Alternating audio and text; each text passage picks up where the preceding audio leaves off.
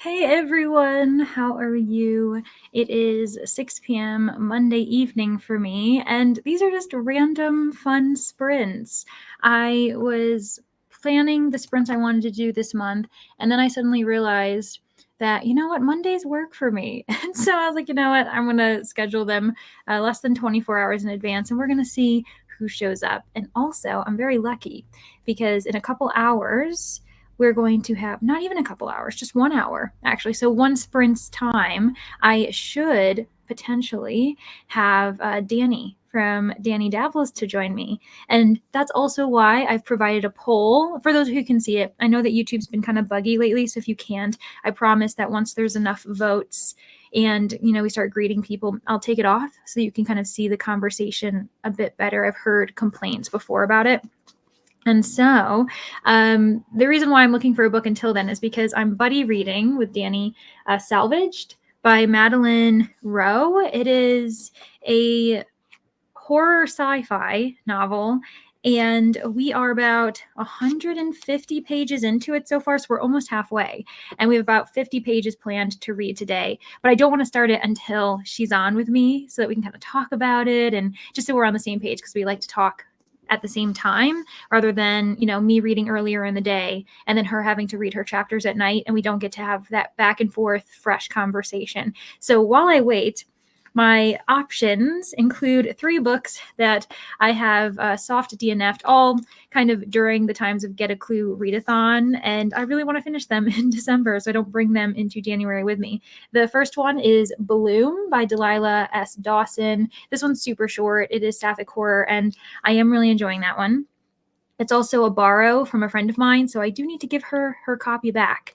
Then I have In a Lonely Place. This is by Dorothy Hughes. It's hard-boiled detective fiction, meaning it's a bit darker, but it is set and it was written during the 20th century. It was written by a woman, and it's set in 1940s, and it's very creepy. There's a strangler about, and we are in the perspective of a man that we can't tell if he is the strangler or not. And so that's its own kind of mood. And so these 2 dark options are going to be paired up against, I suppose, a very cozy option, a very merry murder club. This one's middle grade. It's all mysteries, though, and the editors are Serena Patel and Robin Stevens. There's so much representation here as far as various voices. We have had an autistic detective. We've also had characters with disabilities in other forms and across different types of cultural experiences, those who are, second generation immigrants and all those different things. So it's actually a really enriching, lovely collection. And I'm kind of having the goal of reading a story a day up till Christmas so that I can finish it. So those are the 3 options that I think I put on the poll. If I didn't, I'm completely wrong, and I don't know what I'm talking about. Let's see who's here. And then maybe once I close the poll, we can quickly do a poll for how long you want the first sprint to be. You see there's 60 down here, but it doesn't have to be 60 minutes. Hello, Katie. I don't know what hard-boiled means for a book. Well, now you do. So yeah, it's a bit edgier, a bit grittier. It tends to have themes of maybe societal corruption, darker urban settings as well. This one's set in Beverly Hills, Hollywood. And so, yeah, it's just a bit grittier compared to the maybe cozy genre that often is called soft-boiled. I suppose it's not commonly called soft-boiled, but usually when you're kind of comparing the two, hard-boiled is on one end of the spectrum, that's darker, and then soft-boiled is what we have for cozy mysteries, the modern cozy today. Fun fact. Hello, Brittany. How are you? What are you reading? I also see Tina's here and Pip. Oh, this is lovely. I see so many friends in the comments. Hello, Sarah. I hope you're well. I know you took a bit of a break from Booktube, so I hope that it's been nice getting back into things. Hello, Bree. Welcome. I also see Jess. Oh my goodness. This is just lovely. I'm so glad that people were not busy on Monday because I was worried that there would be a lot of busy people. Hello. Welcome. Welcome. Hello, staff. Just started Foxglove by Adeline Grace as my first read for the readathon I'm participating in. Oh my goodness, what readathon are you participating in? I know there's a lot. There's a rereadathon happening. There's reindeer readathon happening. There's a Court of Books. There is the Heiress readathon as well that is being hosted by Margaret from the Word Nerd. And so people are planning TBRs and everything is happening. So very exciting. I think I'm going to start The Tiger at Midnight tonight on audio, but I'm getting sick, so hoping that it's an easy read. Yes, especially because when you're not feeling well, sometimes your attention span is just not there. And the last thing you want to do is listen to various characters, especially if it's super complex and it actually doesn't make you feel any better. But at least you've got the audiobook. I think that when you're sick, it's actually even harder to physically read. So I'm hoping for you as well, Brie. And I also hope that you're, just on the edge where you can fight it off, because it's the season for it. But I don't know, a lot of soup, a lot of sleeping, maybe a lot of liquids, water. Speaking of water, reading something in the water. Ooh, now that sounds very scary. I have a YouTube question. So when you're editing music into B-roll, can you cut the music in between, or do you have to keep it there and mute it? I guess I don't fully know what you mean. So keeping it in, do you have to keep it in there or mute it? Usually, so when I'm entering music in, I usually use the feature of fade in, fade out, if that's kind of what you're asking. And I think that that's actually better. It's a smoother transition than immediately cutting music. If that's what you're using, it can be extremely startling, especially if it's like mid-beat or something. It doesn't feel like it ends and suddenly it's abrupt. I feel like those who are better at the lingo as far as editing goes can give you their 2 cents, but I'm not a huge fan of cutting music right at its core, because I think that's kind of jarring, and I prefer a bit smoother of a balanced process. And I'm not sure if anyone understands what I'm saying. So Tina, let me know, or someone else can answer her question in the comments. I'm going to start reading If the Shoe Fits by Julie Murphy. Ooh, nice. Sounds like a romance. Hello. I've been waiting for my Libby to get the audiobook since August, and it finally came in a few days ago. Woohoo! Isn't that always the most exciting thing, as long as you're prepared for it? Sometimes I'll be waiting months for a hold to come in, and then as soon as it does, I'm like, nope, I'm not ready. I'm doing something completely different now. And so then I have to push it back even further. It can be a bit of a dance with Libby for sure. I won't be able to sprint with y'all tonight. Oh, that's okay. Or now, but I wanted to pop in to say, hey, oh, thanks, Tia. And we'll be saving to replay for sprinting later. Woohoo! Well, I hope we're productive enough to make it worth a rewatch. So yeah, that sounds great. And thanks for stopping in. Hello, Julie. Hoping to join you all once dinner is cleaned up. Very nice. Perfect. Hello, Thomas. Welcome. How are you tonight? Reading It Happened One Christmas by Chantal Gurdon. 60% in. Oh my gosh, you are far into this then. That is such a cute, cozy Christmas. I'm assuming it's a romance, basically because I'm thinking of It Happened One Summer, which is also a romance, and that one's by Tessa Bailey. I have a Christmassy book actually that I'm thinking about reading soon because I'm participating in Bookemon. And that is a huge undertaking to plan by Meredith, let alone to be a participant, but I'm also overwhelmed. And so I'm a part of the Earth team. And so I have to read a book that has a tree in it, a tree on the cover that will give me my starter Bookemon. And I'm really excited about it. And I think it's perfect because I have The Santa Claus Murder by Mavis Doriel Hay. This is the Golden Age detective fiction novel. And look at all those trees. And one of them's decorated. And I'm very excited. I'm pretty sure that Santa Claus is murdered in this book. So I'm so sorry for those of you in the comments who would find that upsetting, but I'm very excited for it. I'm going to be starting Not a Creature Was Purring by Krista Davis and editing a vlog. Very fun. That is such a cool, cozy. I love it. I'm listening to The Undertaking of Heart and Mercy. Ooh, all these different kind of vibes we're going for tonight. Listening to The Echo of Old Books for Buzzwordathon while I do schoolwork. Ooh, very fun. That's awesome. Cool, Megan. I just started From Bad to Cursed by Lana Harper. Need to find an audio of book 3 so I can start it next. And fold laundry. Woohoo! Gross, though. Yes, not fun. I also finally put up my Halloween decorations. Oh my gosh. Well, now you're gonna be keeping it up forever. I'm into it. You can make it wintry Halloween. Wintry spooky. We're into it. Ooh, I'll have to come back to do a bedtime sprint once my kids are down, reading The Adventures of Amina al-Sarafi. That is on my list. I really, really want to read that. And maybe one day. I've been encouraged by so many people.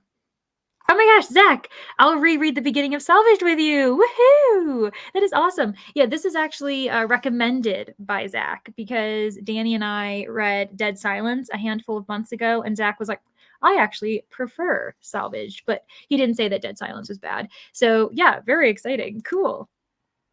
Hello, Taylor. Giving my babies a bath, and I'm currently reading Divine Rivals. So I'll be picking that up when I'm done with them. Woohoo! Very cool. I remember that was such a popular read last month for Get a Clue, specifically because it was one of Rainy's host favorites. And so you'll have a lot of people to chat with immediately after that if anyone did get a clue. Hello, Nikki. Reading Tress of the Emerald Sea. That one's by Brandon Sanderson. It was part of one of his secret projects, right? Now, that one I was considering reading, but again, because the world with Brandon Sanderson, I knew I would be missing things. Danny says that I could technically read Tress of the Emerald Sea without having read any of Brandon Sanderson's other stuff, but I would be kind of missing out on things, like specifically this side character's main story for this and all of that. But it is a gorgeous cover, and so one day I will be reading it. Hello, Sarah. I'm going to start by reading my daily chapters of ACOTAR this evening. Oh, very nice. That is awesome. Sarah, I'm assuming you know of A Court of Books that is hosted by Katie over I Would Rather Be Reading. But if you didn't, there it is. I'm reading The Serpent and the Wings of Night. Cool. Another really popular title that a lot of people read last month. It is actually for the sticker company I purchased from a lot known as Creating & Co.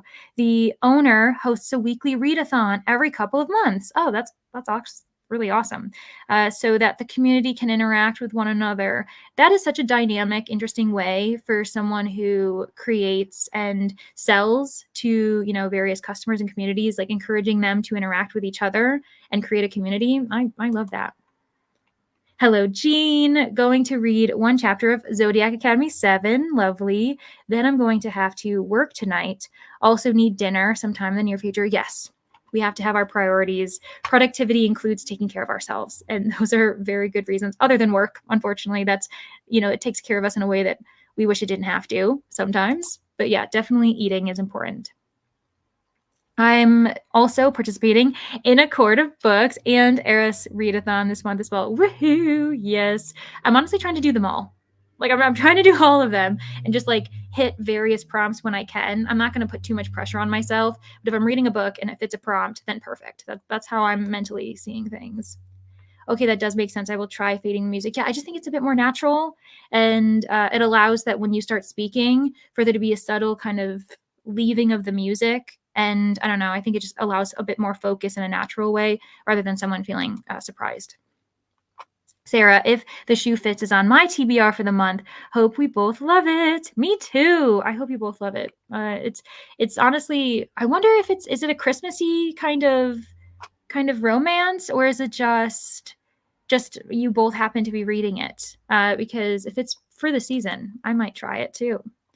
All my library holds tend to come in at once. I know especially because it's not like you request them all at the same time. I might be requesting them weeks between each other, and then suddenly I'm overwhelmed on Libby where I have to start scrolling to find all of the audiobooks and ebooks that I've requested.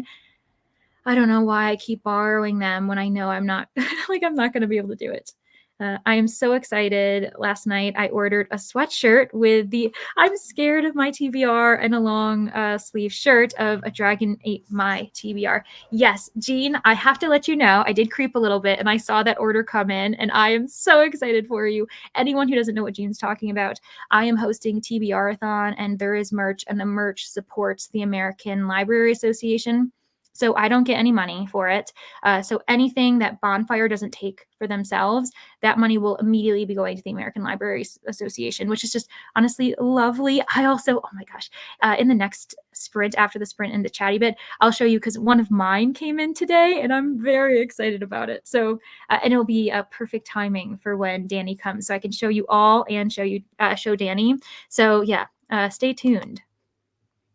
As a teacher, what is the most annoying question you get every semester? Do you get a lot of students at end of semester who try to convince to raise their grades? Well, I will say that one thing that's so annoying for me, and other educators can speak to this in the comments, but I will, and it doesn't have to be this one example of a question. It's just, this is one of many, but there'll be clear instructions. And of course, the students will be asking a question. I'm like, as said on the instructions. For instance, today I went over seminar paper for my detective fiction course that I teach. And for that, I feel like I'm pretty lenient by having it be 6 to 8 pages long. I don't think that's very long. Some people in the comments may disagree with me, but I am having them discuss one of the novels that we've read this semester. And I don't think it's that hard of a thing. And so, of course, one student had to ask me, is it okay if it's, 5 pages? And I'm like, no, of course it's not. I give you a parameters of 6 to 8. Obviously, I'm not going to take 5. And so I have to explain that it's also 6 total pages, not 5.5, not 5.25, 5.75, a minimum of 6 total pages. That doesn't count the bibliography. And so I always get students who are just harping on that. And I'm like, it's double spaced. Honestly, most of you will probably gladly fill it up. You just don't know because you haven't started planning the essay yet. And so I feel like they're always trying to have to do a little bit less, or they're hoping I'm okay with it. And I'm just like, what is the point of these parameters if you are not, if you don't want to follow them? Like, obviously there's a point to them. I hope that makes sense. Hello. Thomas says, I'm reading The 12 Trials of Doug by Jeremy Brundage. It's a book I found on Netgalley. I wonder, so are you on top of things, Thomas? Are you the type of Netgalley reader where you are very good about reading the book before it comes out? Or has this book already come out and you're playing catch up? Because if you're the latter, join the club, because that's how I am as well. But very cool. Starting The Secret Garden, hopefully. I like it. Yes, as it is one of my favorite childhood movies. Ooh, that'll be very intriguing to know how you compare them, depending on how recently you watched the movie as well, because sometimes that can be tough going from movie to book. But I'm one of those people who actually sometimes enjoys watching the movie first so I can imagine the world a bit better. So I don't know, it depends, but I wish you luck, Pip. Hello, Chrissy, reading Do Your Worst by Rosie Dannon. And I'm 46% in so far. You're almost halfway. Woohoo. I'm obsessing over May December, directed by Todd Haynes, starring Natalie Portman, Julianne Moore, and Charles Melton. Listening to every podcast discussing it and interviews. That is so fun. It's so great when you can hear other people in conversation about it and you get a different perspective. It makes you want to rewatch it or reread it. Good evening, Jen. How are you? What is the name of the book that murdered Santa Claus? It sounds about my alley. Yes. So it's called The Santa Claus Murder, a Claus with a K, just so you know. And then Mavis Doyle Hay. So she was a writer back in the 1930s. She only published 3 books, which is so sad. You know what's interesting? She's better known for like the crafting and knitting world. She published a bunch of material then as well in the UK, and she's still kind of known as this dominant voice for that. So Jean and others in the comments might enjoy knowing a little bit of facts about her. I read one book that was Death on the Cherwell by her that was set at like an all women's college, and it was really enjoyable. And so I'm very excited that she happened among the 3 to have written a Christmas murder mystery. I can't wait. It's going to be so fun. So yeah. I'm listening to Children of Blood and Bone. Ooh, very fun. I think you would like Tress. It's a standalone, and the Easter eggs are really hidden. You wouldn't be lost. Okay, that's what I needed to know. Because to be honest, I'm okay if I miss a few things that I know for a fact I'm not meant to know because I didn't read the stuff. As long as it's not, dependent on the plot itself. So okay. Thank you so much, Brie. I appreciate it. interviews with the cast, director, and screenwriter. Many critics are loving it. This is about the film that Ro was talking about. It has Oscar potential. Oh my goodness, his screenwriters deserves it. I might have to look this up because I've never heard of it. God, hello! My notifications bailed on me again. I'm telling you, YouTube needs to clean its act up. I don't know what's going on. Hoping to work on finishing up some books to clear things up for the end of the year and ever-present chores. Yes, I am with you. I have probably a stack of 7 or 8 books that are all soft DNFs, most of them having come from November. So can I call them a DNF? I'm just currently reading them all, thanks to Get a Clue. And I'm desperate. I don't want to bring them into January 2024 with me. Yeah. I'm not doing any readathons this month. You cannot. I understand. I just want to read whatever hops in my hands at the moment. I fully support that. And that's kind of what I'm doing in a way, even though I am also allowing myself to be forced to read a book with a tree. But I think it fits the season anyway, and I'm into it. Like murder, Christmas, let's go. But yes, Jess, I support you. Take the month. Take more than a month if you need. I totally support it. No, it's not Christmassy. Okay, if the shoe fits. That one isn't very Christmassy, okay, at all. I have a video going up at 4 p.m. PST, so that would be 7 p.m. EST, by the way. If anyone wants something to watch, woohoo! Maybe you can take it as a break after you read a chapter or two. You're like, okay, I want to watch something. Let's go support Sarah. I used to be annoyed when classmates would ask, do we have to type out our paper or do we have to read all the books on the syllabus? Yeah, genuinely, it's just, no, you know what? I'm just doing it for fun. I'm just assigning you work because I really like grading things as well. So yeah, I understand the frustration. 6 seems easy if it's double spaced. Yeah, it's double spaced. It's 6 pages. It's one novel that I've been taking 2 weeks on one of the novels, and then the other novel is also a graphic novel. So I'm imagining that most students are going to choose the graphic novel, which I'm fine with. There's a reason why I gave the graphic novel as an option, because I think it's really accessible for some students. However, it may be more challenging for them because they've got to analyze it in a different way because it uses various types of information gathering, because they've got to analyze the panels, and there's a lot of nonverbal communication within the characters' kind of movements on the page. So yeah, the 2 novels that I'm talking about, one's Black Sad, and then that's the graphic novel that I've assigned, and the other one is The Intuitionist, because both books are inspired by hard-boiled detective fiction from a modern lens, but they're both historical fiction. One's an alternate history and the other one's anthropomorphic. I think you can guess it's the graphic novel. And so I feel like it adds a lot of flair, and it ends on a really good kind of cool note for like modernism of the genre. Anyway, I am babbling. Let's continue. Hello. How are you, Christina? Hope all is well. Yes, all is well here.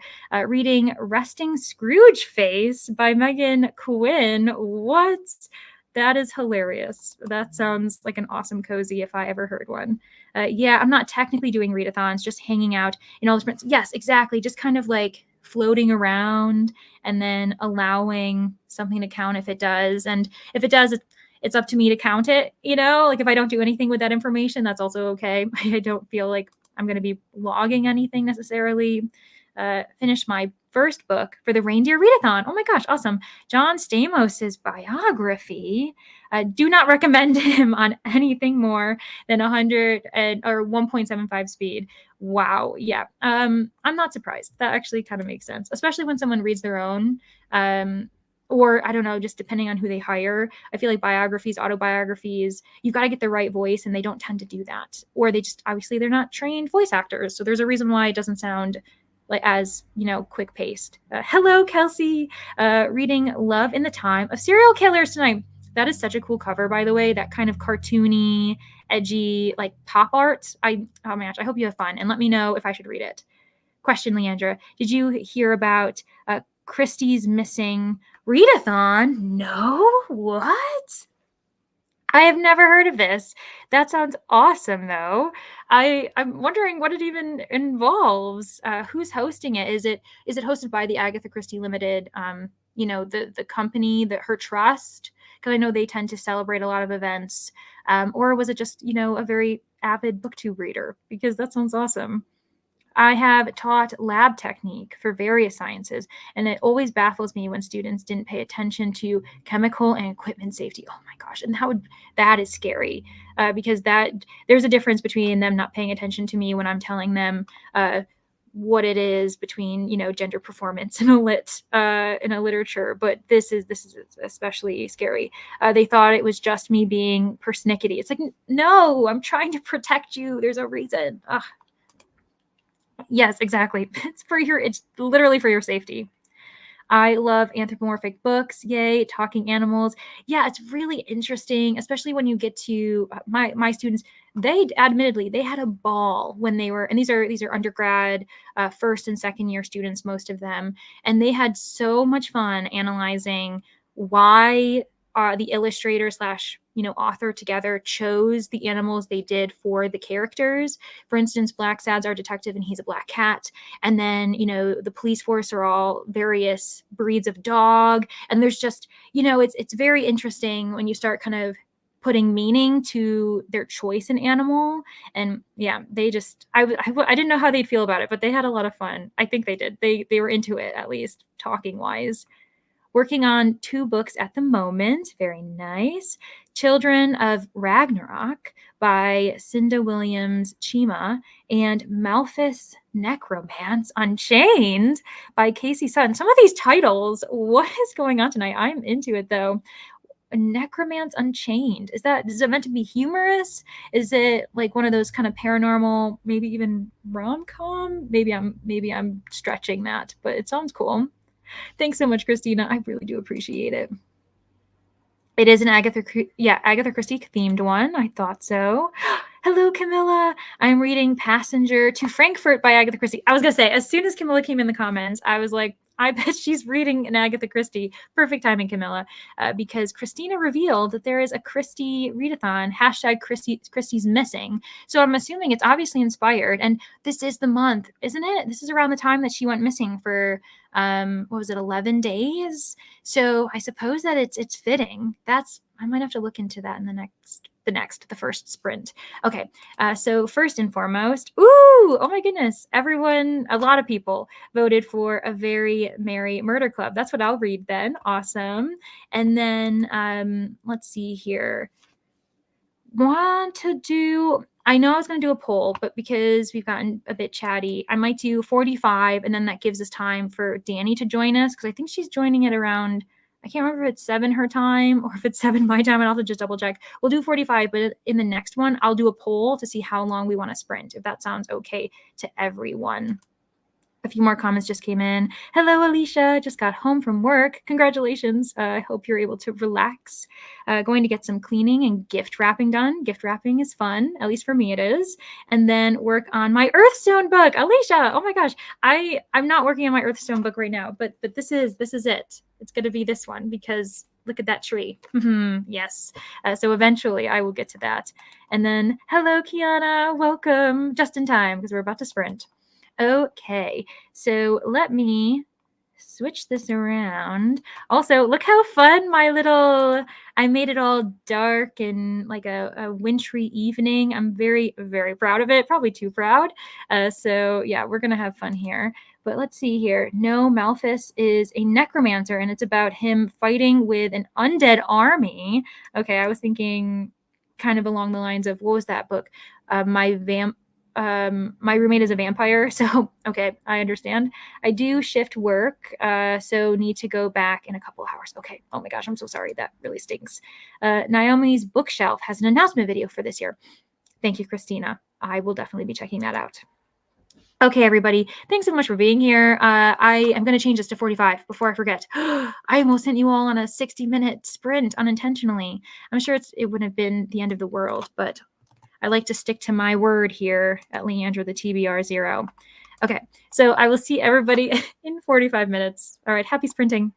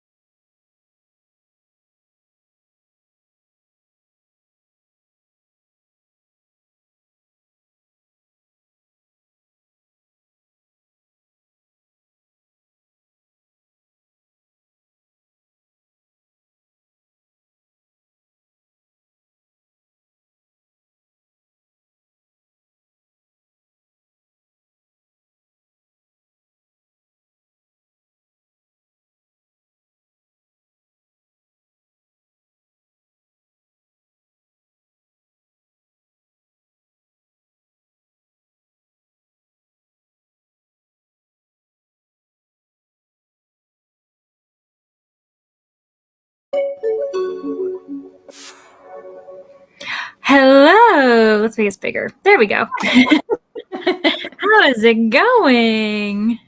Good. How are you? I'm good. We've just done one sprint. We did 45 minutes, and I had everyone vote on what I should read while I'm waiting for you, because I didn't want to start this until you started. So I don't know if you were chilling reading something else, or maybe you're ahead. Did you start reading this already? No, I was reading The Hanging City because I didn't want to start without you either. Good. Because I was like, if she didn't, get the memo, because we didn't talk about it beforehand. I was like, it's okay if I'm behind. Also, for those of us who are in the comments, I did put up a poll for how long you want the next sprint to be. So let us know your thoughts if you have any. I think I left an option that says something about no thoughts, just snowflakes. So if you want, you can just go ahead and mark that and basically let us know that you don't care. I read one short story in A Very Merry Murder Club, and it was very cute. I didn't even think to showcase it, but it has a very, very pretty background, which I think some people have seen because I have read this on sprints before, but it's like this lovely wintry scene. And as you go through the short stories, you can see the various, like, you can see hints or symbols or like a character from each short story, and it's very fun when you kind of start looking at it and you're like, oh yeah, that's right. Like, there's one like outside a window, there's like hanging ballet slippers, which goes with a certain story. And I don't know, so I read one story and I enjoyed it. It was very fun. It was about the main character, young boy. His mother was a thief called the White Rabbit, and she ended up being kidnapped by the city's second best cat burglar. And so anyway, it was very fun.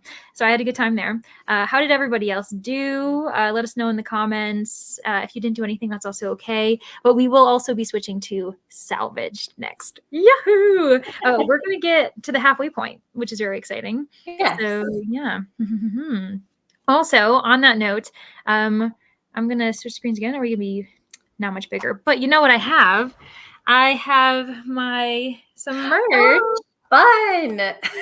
Yahoo! So this is just one item that you could potentially get while supporting the American Library Association. This one says, my TBR is out of this world. And honestly, it's so serendipitous that this is the first thing that arrived because we're reading space stuff. So yeah, very exciting. I said that very sophisticatedly, I know. But all right. So we ended up leaving off where Christine, she had mentioned that there is this readathon being hosted by Naomi's Bookshelf, and apparently it's Agatha Christie themed, which that I would be very into. Yeah, apparently it's called like #Christie's Missing, which is very fun. So I'm gonna have to look into that. So, and Christina, I saw that you messaged me on Instagram, so thank you for that. Zach is here still, and he says, I looked up Bloom because in the poll I was saying that I could get back into Bloom by Delilah S. Dawson, that sapphic horror book, and said, discovered a short story collection called Sapphic Blooms. I saw this comment come in and I was like, I need to add this as well to my own like to be read list or something, because that sounds awesome. So yeah, thanks for finding the hard finds for us, Zach. I like the new background. Thanks, everybody. I say everybody, it's Christina, but I'm sure other people enjoy it as well. Yeah, if you look at it, I'm very proud of the whole, like, I changed it to a bit blue, wintry theme. Santa and I almost said elves, his reindeer are off in the distance. I found out a way on how to, like, do the kind of ambient where there's like the darkness away from the lamps, and that was crazy. Yeah, I was playing around on Canva probably for too long, but it was very fun. It's very pretty. Yeah, thank you. And also still got I couldn't get rid of the kind of mystery elements that I threw in during Get a Clue. So I was like, you know what, we're just going to keep them in there. It's going to be very fun. The murder hasn't been solved yet, according to my background at least. So there we are. Hello, Beth, just joining, reading Mockingjay. Awesome, very nice. I'm working on my 2024 must reads, and honestly can't stop myself from putting literally 100 books on the list. It's so bad. Is it bad or is it also amazing? I just think it's exciting. Exactly. Because it's one of those things where you're like, oh, look at all of these books that I am so excited to read. And what I would like to know is, as far as 2024 must reads, are you saying, are they a lot of new releases? Are they books that have been on your list forever? And you're like, all right, I'm finally going to prioritize them. Because sometimes I feel like I have a mix, even though this year I was looking at the numbers and I've read so many books published in 2023 this year, thanks to the library, that it is crazy to think about compared to, you know, other publication years, if you're someone who likes to track that. I know when you look at like the dot graph Yes. that Goodreads does, all of mine are, not all, but like a lot of mine are at the top. And I'm like, I should probably read some of my backlist. Yeah, you just don't think, it's just you're trying to keep up with the new stuff. You don't even have time to go backwards. It is insane. Hello, more just popping in. Awesome. Love this new Wintry background. Thank you very much. Yes, we love it as well. Hello, Katie. I was just talking about you. Just getting home. Not sure what I'm going to read quite yet. I've been listening to If We Were Villains for most of the day, though. Ooh, I hope you're enjoying it. Also, if anyone doesn't know who Danny is, she also has a booktube. It is danny.dabbles. I highly recommend you check it out. I will make sure that in the next sprint, I don't think I've done this yet, I will add Danny's handle. So if you just want to refresh the page, and so you can go check her out. Also, I mentioned Danny in the past 2 videos that I've been tagging her left and right because I keep mentioning her in my videos. So if you even just go to one of those descriptions, you will find the lovely Danny, and make sure you subscribe because she's awesome and she loves to read chunky books. She's got a huge series about that. And also she tends to kind of, you're into horror now. You've been reading a lot of new horror, a lot of fantasy. And so, yeah, definitely you're an eclectic reader. So everyone should be into that. Mm-hmm. And you're into sprints now, which is awesome. Yes. So everyone here right now should be subscribing to Danny because clearly you like sprints. So unless you're torturing yourself, which is why, why are you here? Please go do something else and do some self-care. I don't want you to torture yourself. Listened to 4 chapters of Tiger at Midnight while playing Monopoly Go. Awesome. Oh my gosh. That reminds me, Brie, of Brooklyn. I think she, what is it? Stardew Valley. I think that's a game. Brooklyn often listens to her audiobooks while she's playing Stardew Valley. And so that is, I love the multitasking. Sometimes I'm going to sound like a nerd, but sometimes when I'm doing audiobooks, I do Sudokus while I'm listening because I'm like associating numbers and I feel like I can do that, but I don't think I could do that with any other game. I play solitaire. So. Yeah, because it's almost like muscle memory where you're just throwing things at different places. Yeah, for sure. Mm-hmm. I've tried or puzzling. Like the diamond painting. I haven't done diamond painting, but I've tried like artistic things, and I feel like I cannot do that listening to audio. My brain does not absorb. I have to go back and re-listen if I do that. Yeah, even with my bullet journal, you know, like I'll usually do some type of artwork or design, like a doodle, and I like, because I'm focusing so much, and I think it's also I tend to freehand, so it's like one mistake and it's done because I don't know why I torture myself that way. We were just talking about not torturing yourself, and here I am. I do that, and so I'm like focusing on like getting, you know, designing it the way I want, and then I realize, okay, 5 minutes has passed, and I have no idea what my characters are doing. So yeah, I agree. There's some tasks you can just shut off, and others you can't. So Chrissy read 11% of Do Your Worst. Ooh. You're still in the early days of that book. So maybe you don't know if you like it or not. If you do, if you're certain already, let us know. Decided on a skim refresh, of God Killer for the book club discussion on Wednesday. Nice. Are you someone who annotated God Killer in preparation for the book club, or do you have like side notes, like a notebook, or are you just like, just vibes, just gonna go let people bring up stuff and then you'll comment? I feel as though I've been a part of some book club discussions before, and yeah, I always kind of want to take notes so that I like feel prepared about at least like a character list, because depending on how long ago you read that book, couldn't tell me. I know that there was a woman, a man, a cat, maybe, you know, that's all I can tell you. I cannot remember names for the life of me. Watch TikTok. That sounds good, Sarah. Is your video officially up? I can't remember. I think it has. I think it went up at 7 p.m. Eastern Standard Time, 4 p.m. PST. So everyone, we should be checking out Sarah's video in the next sprint if you need a bit longer of a break. Brittany got to 74%. Don't know where the word 2 came from, but there we are, which is also a number. It's fine. Words are hard today. I'm at 90%. Great, Jen. This story is really cute. Over 50% through. Ooh, Christina, you're reading. It sounded as though it was, is that the one where it was like, what was it? Resting Scrooge face? Is that what that was? Yeah, I think. I don't want to speak for Christina. I know someone's reading that in the comments. And so I might, I don't know if that's what it is or not. I love that title. Yeah, isn't that so funny? And it's just, I think it's very seasonal. It's perfect. Scrooge probably does have one of those faces for sure. Cleaned up dinner, changed over laundry, and made my to-do list for tomorrow. Now to hopefully read. Yes, I hope that you can finally read too, Julie. I got to 68%. Very nice, Kelly. Awesome. Read 25 pages. Katie just ordered TBRathon merch.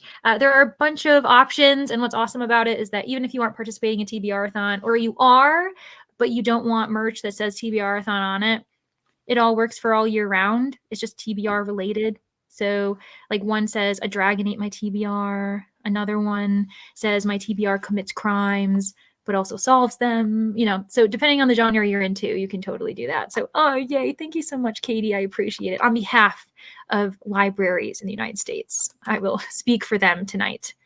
Made it 3 chapters in and liking it so far. Speaking of, oh, that's right. So The Secret Garden. So Pip is reading The Secret Garden for the first time, and it's one of her favorite childhood movies, though. So it's kind of, we're going to see if it translates to the original book.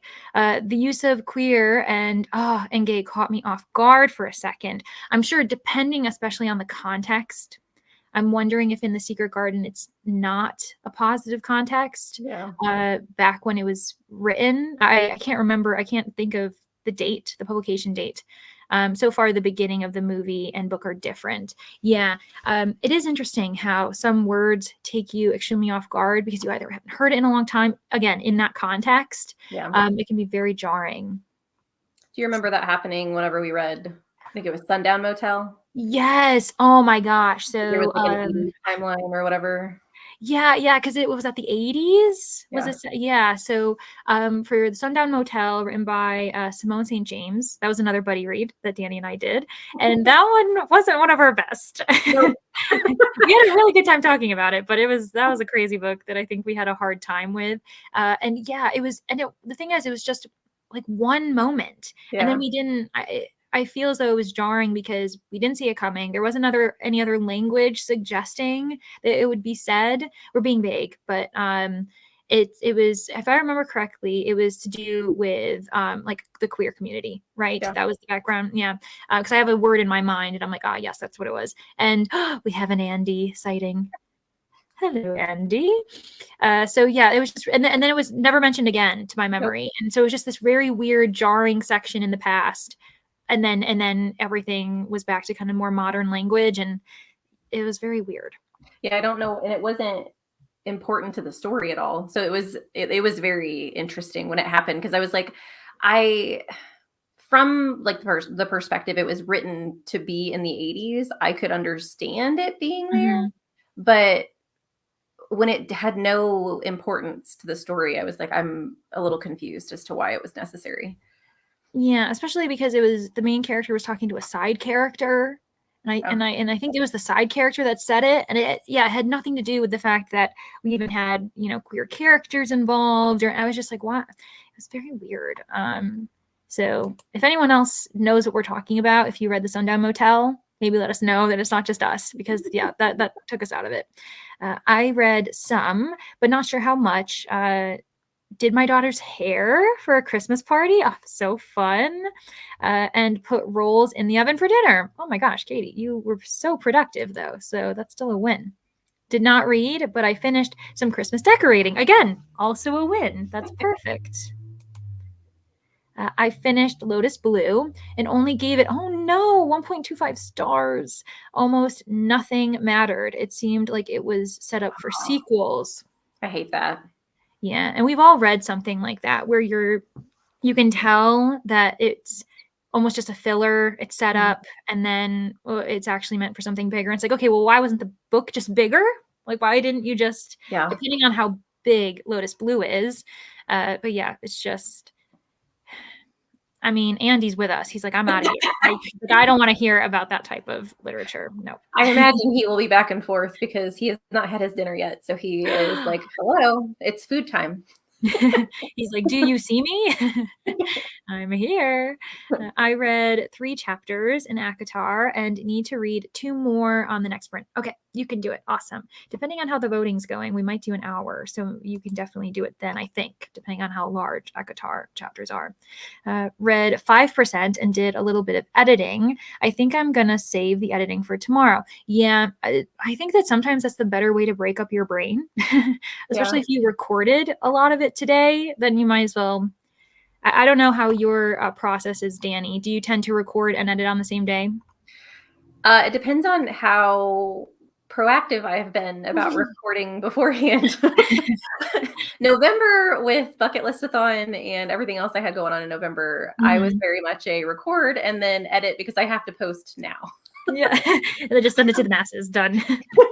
I think I would prefer to like pre-record, and then what I used to do, like prior, probably several months ago, I had a really nice flow going where I would record on the weekend prior to, I was essentially recording a week and a half in advance. And then I would edit as I went. Sorry that you can't see my face. But I think it helped to be a little removed from the recording, because then I could make sure that it's going to make sense to my audience.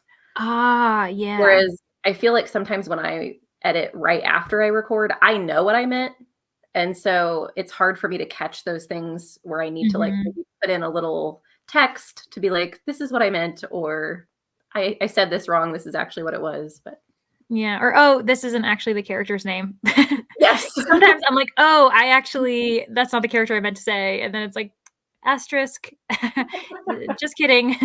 Like sometimes, or even like if you mention relationships and you're like, oh, and the brother did this. And you're like, oh, no, I mean, father, like something like that. We're like, sorry, there's just a weird family dynamic going on. Yeah, I get that. And I feel like you just can chill out if you have that good schedule of recording and everything. I've gotten better about it now, but I also, I think Brittany has a really great schedule, and she was talking about her schedule, and then she gave the example of me and saying, Leandra has a really quick turnaround. It's like, yeah, it's not my choice. I literally record, and then I'm like, okay, might as well edit. And so then I start editing, and then however long later, I am uploading it to YouTube, and I'm like, well, I might as well post it because I've done all this stuff, and it just turns into an all-day process, and that's not my intention. So hopefully 2024 will be better. But for now, this is the way we are. Life goals. Yes, exactly. Took a shower and updated my planner. I need to do that for today, actually, for my bullet journal. Next sprint will be a dinner sprint for me, and then I will be reading Foxglove. Woohoo! Awesome. It's a cute background. Yeah, thank you so much. I'm very proud of it. I was trying to add a little bit of whimsy and a bit of wintry vibes, and so that people can enjoy it as wintry, or they could kind of, I know I put in Santa and the reindeer, but like that's the only Christmassy thing there. It could just be some weird witchy person going off who learned how to train deer. I mean, this is your imagination, your narrative. So you choose your own adventure on that one. My must reads is a mix: books that are being published next year, after Christmas, and then backlist books that I want to read and haven't yet. All the fun looking series mostly. For sure. Also in 2024, one of my goals is to, this is my goal this year, and I did better, but I'm still not great at it, is I'm one of those people who I tend to read one book by someone and then I just don't read them again. Like I keep, like, most of my books are by new to me authors, like people I've never read before, and I'm like, ooh, yay. And then like I was looking at my bullet journal today, And I swear I've read about maybe 115 books this year, and that's actually not that bad. But the thing is about 60 to 70 of them were new to me authors, which is kind of crazy to think about. And the others were all repeats. But I've also read 11 Ice Planet Barbarian books this year. And so that immediately takes it away. I've read like 5 books for Lore Olympus. I've read, what did I read? Like I'm at book 6 for Spy Family. So like my repeats are a lot of new to me authors that I'm finally making up for it. But that shows that most of the books I've read were people who I just met this year. So when you make that goal, do you like set aside a list of authors like at the beginning of the year that you want to get to, or do you just try and do it organically? That would make sense. No, I literally just said I would like to do this more this year, and then I totally didn't put any more effort into that. I just was like, yeah, that'd be good to do that. And I think a few of them I was conscious of, whereas others, whereas now actually I have it next to me. But I recently read Starter Villain. Yes, by John Scalzi, and this was so fun. I really enjoyed it. I think I ended up giving it 4 stars, and so since then I have borrowed 2 more books by John Scalzi that are now in my library pile, and so I am trying to like make the effort of like, okay, at least pull out these books and like either from the library or from my shelves that I'm like staring at them and try to try another thing by him. But this might be a quasi book from what I can tell. Like the other 2 books I borrowed from him, they don't seem anything like it. Like they seem more spacey, and this was kind of a weird fever dream of his. I do think I've heard that it's not his norm. Yeah. So maybe that's why I like it. I mean, honestly, anything with like talking cats in a way who can like organize and call Ubers and stuff, I'm into it. So, I mean, there were dolphins that went on strike. Like it was insane. I was really into it. It was my kind of book. Hello, Nicole.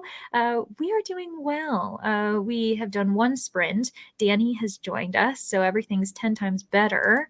I hope you're doing well. It's mystery elements for Agatha Christie, the Queen of Mystery. Yes, exactly. Very much so. As far as my background goes, Monopoly Go is so addicting. That's honestly, I've heard that, and that's kind of why I haven't gone into it myself, because it looks really fun. But I don't know if I should tempt myself with that. So I trust I'll live through Brie. That's what I think I'll do for now. This year, I read too many new releases.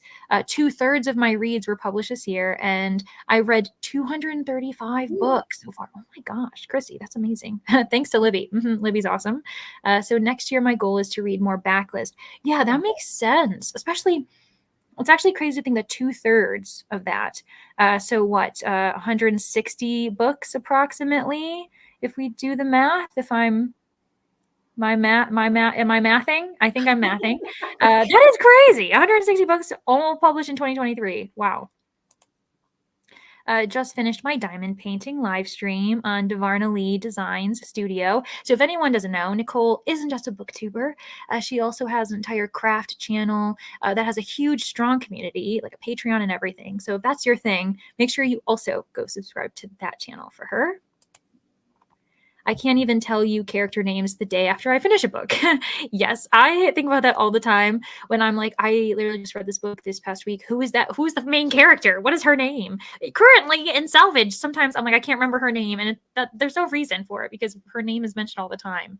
But I know it's Rosalind now. I'm very much, I know. We know because we've talked about her so much now. We have talked about her. Zach, if you're here, we have to let you know that Rosalind is not our favorite character, not even close. So that will be more to come about her. Resting Scrooge face. Yes, Christina. Woohoo! I'm very proud of myself for remembering that. Cool.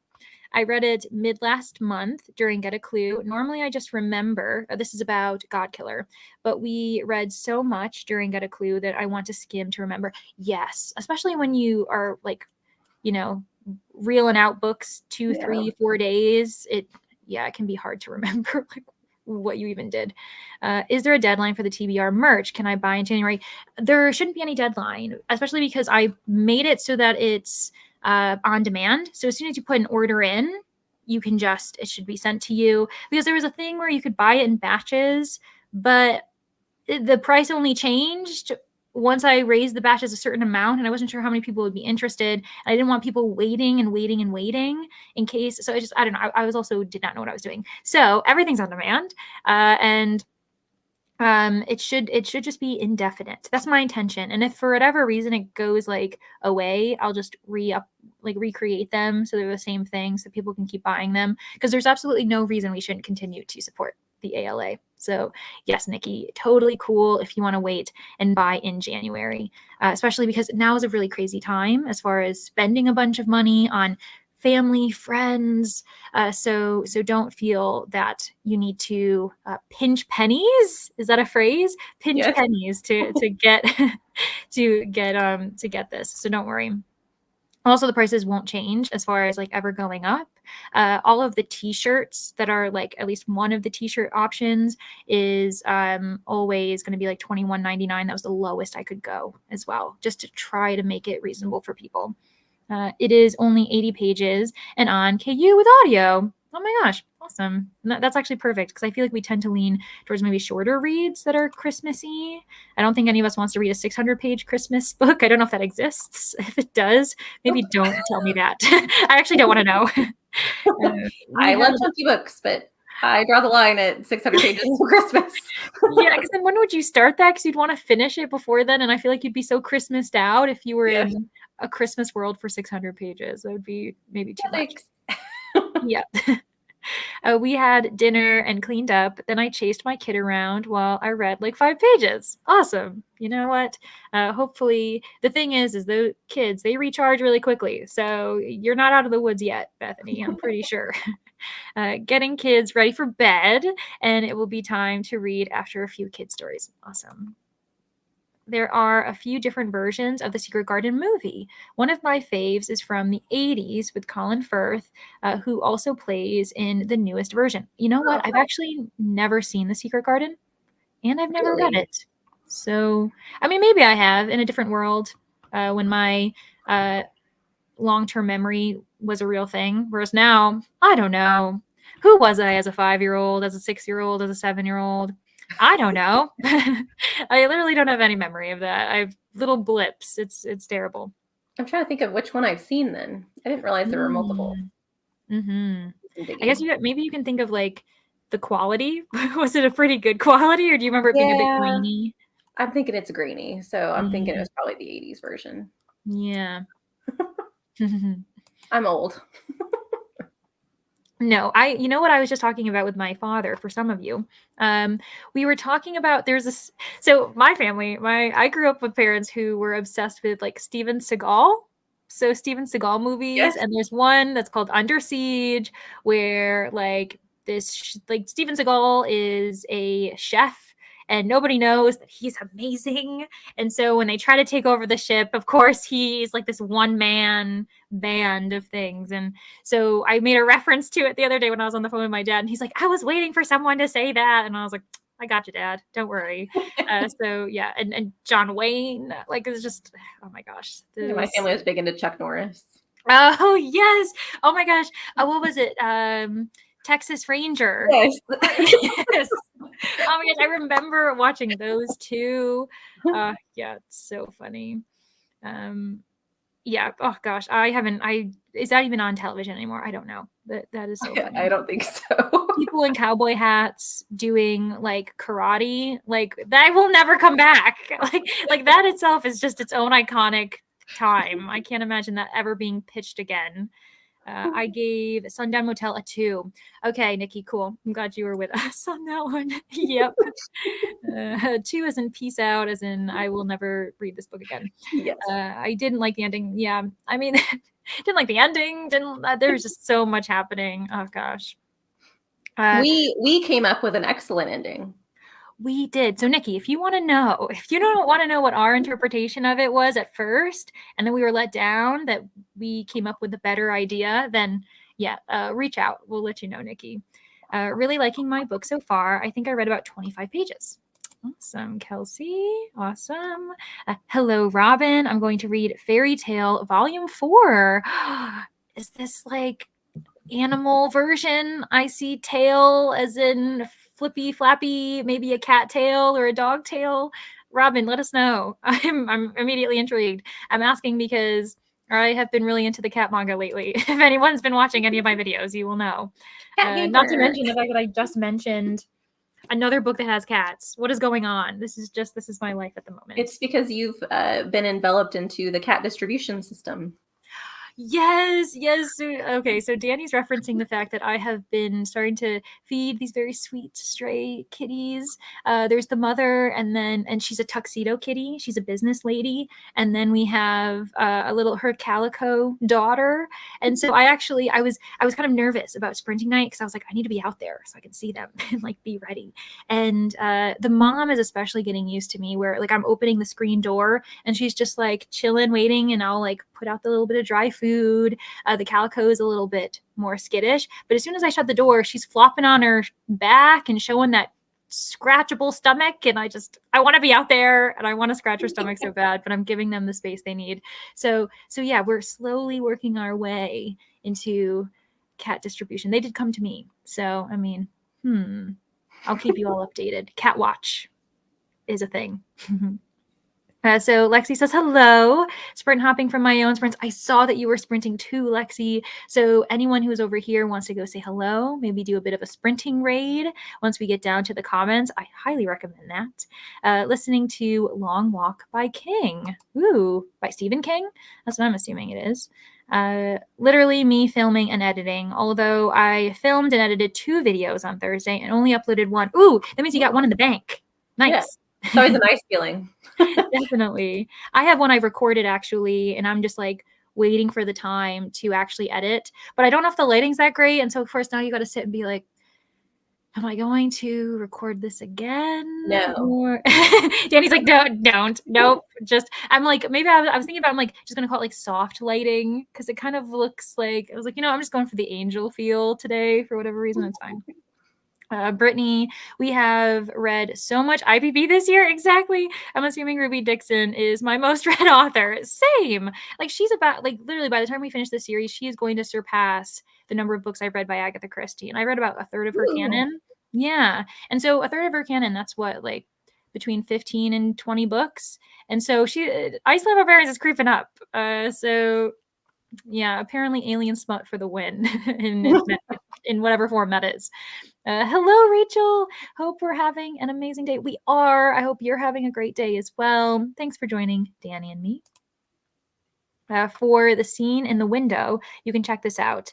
Flidace is an Irish goddess of ancient origin of woodlands and wild things. Her name means doe, and she rode a chariot drawn by deer. Ah, the window above Danny's head. Yes. So for those of you who don't want to see a fat white man like flying through the sky, instead you can imagine it as an Irish goddess. I'm actually for that. That sounds awesome. Thank you so much, Christina. Yeah, that's so great. Somewhere out there, Lucy's score was like, oh, challenge accepted. 600-page Christmas romance. What is this book? What is I feel like if you give me the title, I'll know. But yeah, what are you talking about? That's insane. I had the Secret Garden book as a kid and remember loving it. I may still have it in my dad's attic. You know what? I'm sure my parents, like maybe my mom has it somewhere or something like that. I have her old copy of A Wrinkle in Time. And I haven't read it, but it's one of those things where I'm just kind of keeping it, especially because when you open it, it has her name written, but you can tell she wrote it when she was a child. And it's very sweet. And yeah. Is there a version of Secret Garden with Maggie Smith? I think I've seen that version. Yeah, I don't know. Maybe. I'm even worse with actresses and actors' names as I am with main characters' names in my books. I do not retain that information. Yeah, I'm that annoying person who talks in movies. I know that's terrible, but also I'm all that person who is like an actor or an actress comes up on screen. I'm like, oh, they're in this and this and this and this. Yeah. I don't know their name, but I know the 4 other films they've been in, and I am compulsed. I have to say it aloud so that people understand that I know who this person is, even if I don't know their name. So if you ever want to watch a movie with me, be warned. Basically, everybody. I have so much filming and editing to do today, and I am here procrastinating. LOL. Well, Nicole and probably a few other people in the comments are also doing something similar, like Vlogmas and Bookmas. So this is a huge time of year for people who are just perpetually behind. Because of course, how can you be ahead when you have to vlog or create a video every single day? That is crazy. I wish you all luck. Secret Garden is still dear to my heart, but A Little Princess was my favorite. Oh, I love how everyone's kind of giving their favorites. 1993 version has was it Maggie Smith? Maggie? Yeah, it was Maggie Smith, yes. Okay. LOL, yes, please. I will DM. Yes, Nikki, we're gonna tell you what our theories are. Stray kitties, yes. I'm so glad that Danny's been super supportive because I've been like sending her little videos where I like zoom in through my screen and I whisper because I'm so afraid that it's gonna scare them. Although they've gotten used to my voice because I've started to talk to them. I think it's so funny. Watch continues. I'm like, shh, there's another one. It's like I'm stalking them, and they'll just like look at me, and I'm like, hello, and I keep waving at them, and I'm like, they don't know what waving is, but I do. Yeah.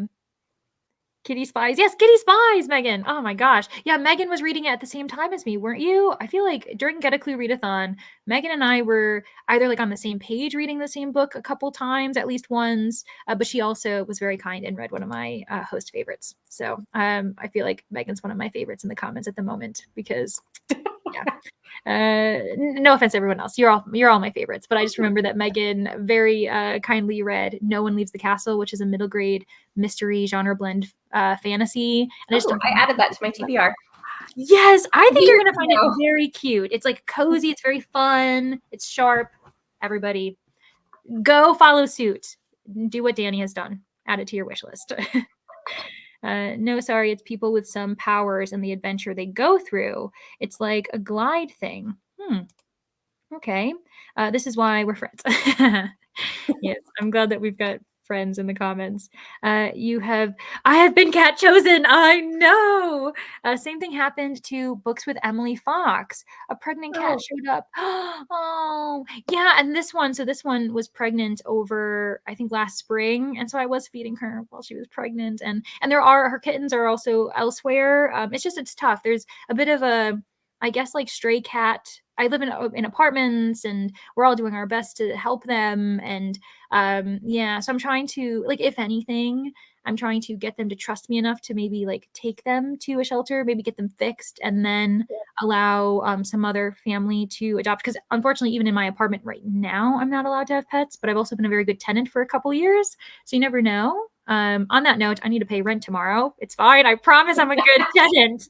They give me until the 5th, so everything's fine. And also I've had 3 cats in the past and they've all found us. Like that, we've never actually gone to an adoptive place, which is also a great place to support. So if you're looking for a furry friend, go check out your local animal shelter. Kind of anyone who's ever talked about buying a cat, I'm like, yep, never had that opportunity because they always just find me. Yeah, I was like, honestly, wait long enough, they'll choose you. It's fine. Like genuinely, it's so funny. We even the cat that my parents are taking care of now that I consider my cat, his name is Mr. Brisby, and he is a stray cat that I showed him what petting is, and now he's the biggest lap cat in the world. He also because he was a bit of a rebel rouser in his youth, he has a bit of a side like jaw thing where, and he looks like he's got like a bit of a mug where he goes like, but because of that, when he gets excited, like you pet him for a minute, he just starts drooling.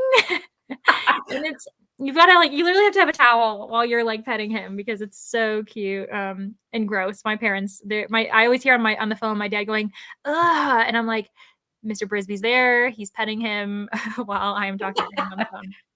It is very funny. So yeah. Hello, Alicia. Welcome. I'll be doing more productivity than reading tonight, updating planners and journals. Sounds good. I'm hoping in the next minute or two, a couple minutes, we'll get to a sprint because we've had a very nice, relaxing, chatty bit. But then we can kind of at least tell ourselves that we got some things done. A Wrinkle in Time. I loved that as a kid. Yeah, I'm really excited to just experience it for the first time as an adult. I know that can be kind of weird, but I'm excited for it. But I want to wait until I'm having enough time to just enjoy it and appreciate it, because again, it's also my mom's like old copy, so I kind of want to keep it precious while I can. There is also a Secret Garden musical. What? Oh my gosh. That's cool. I would be into watching that. That would be really cool. I loved A Little Princess. It was so traumatic, but my favorite. All right. I did not expect that. Did production back in high school. Really enjoyed it. Yeah, different ending from the book. However, on a separate note, I always send my books to my artist as a thank you, thinking it'd just be a conversation piece on her table, but it brought back her love of reading. Oh, I love that. That's amazing. So after explaining to her family that she's into books now and wants a Barnes & Noble gift card for Christmas, showing the cover she's made, her family is getting back into books too. That is awesome. I love it when you hear about someone who has gotten back into reading, maybe because of a family member or a friend. So, for instance, I've mentioned my dad a few times.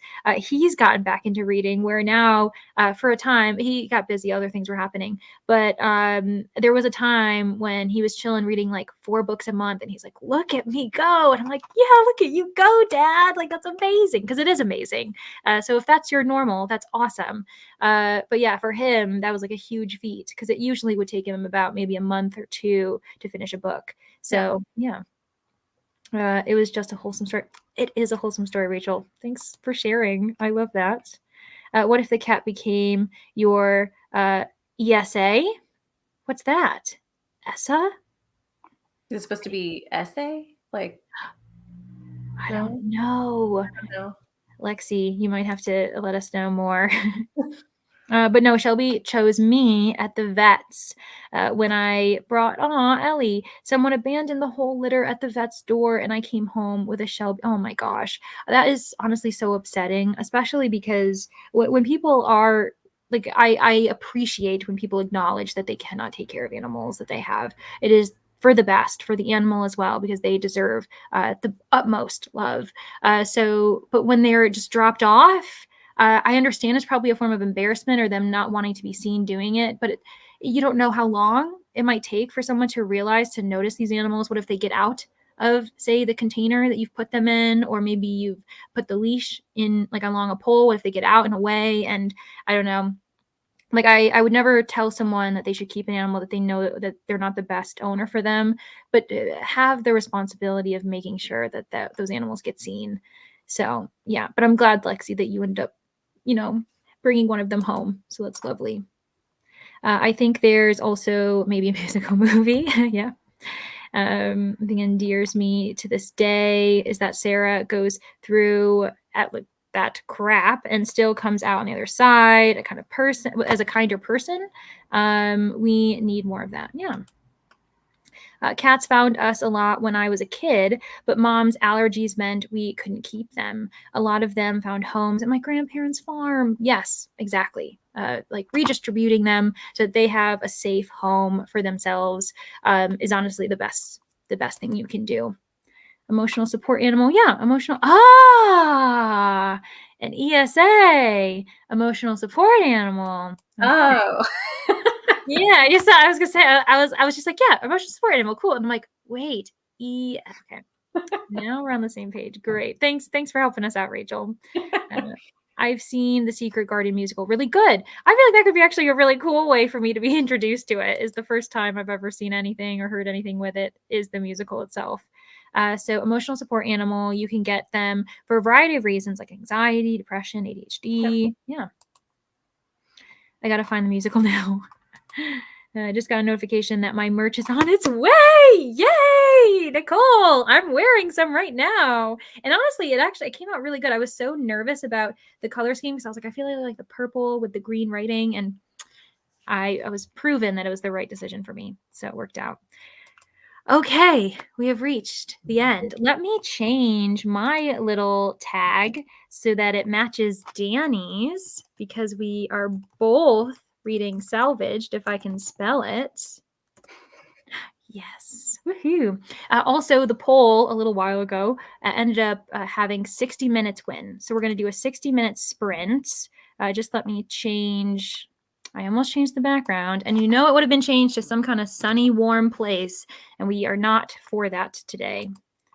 Virtually, at least. What did I just do?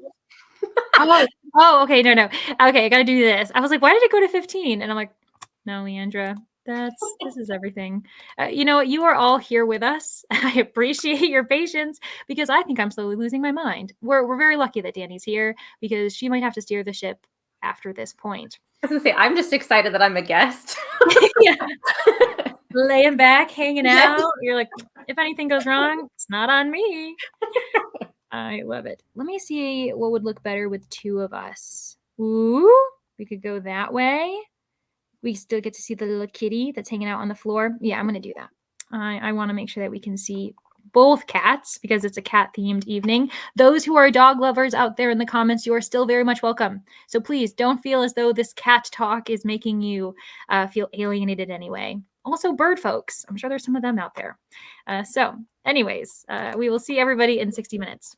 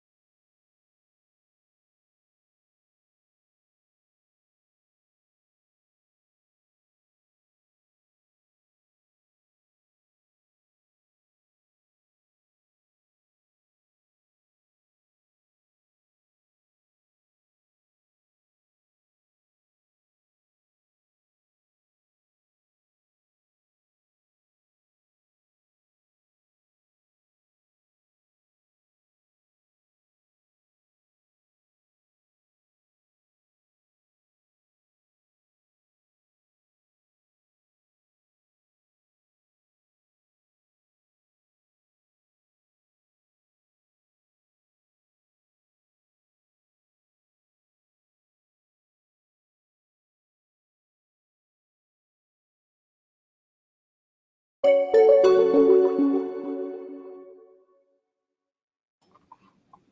my goodness, that surprised me. I wasn't anticipating. The last time I looked at the clock, I was like, oh, we got 10 minutes. And then suddenly,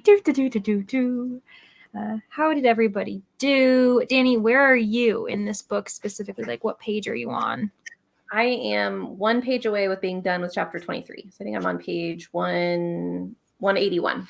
Okay, I'm on 178. So I'm only a few pages behind you. Okay. Yeah, how did everybody else do? What are your thoughts and reactions to your books? I hope you were productive in some way. I know there were some dinner sprints going on, especially because it was a long hour. I ended up changing as well because just put it on for looks and to get excited about it. And then I started sweating, even though I put a sweater on. This is lighter. And I was like, I don't want to do this. And so I changed. And so with this book, because we're so far in, and Danny and I have been speaking totally spoilery on our phones to each other, we are going to do our best to discuss this without doing anything. I'll say that I think one issue that we're having with this book is consistency of character development, like character performance. Their person, right? Like their personalities or like the knowledge that they have is confusing. Like I just feel like there's inconsistencies. Oh, sorry. Yeah, you're fine. The choices that they make with relation to what we know about them. Yeah. With that said, there are elements that we really enjoy. Like the plot is unpredictable in a good way. Like we were making theories about what was happening. For instance, there is this ship that our main character Rosalind has to go in. She's a salvager, and so the expectation is that she's going to arrive at the ship.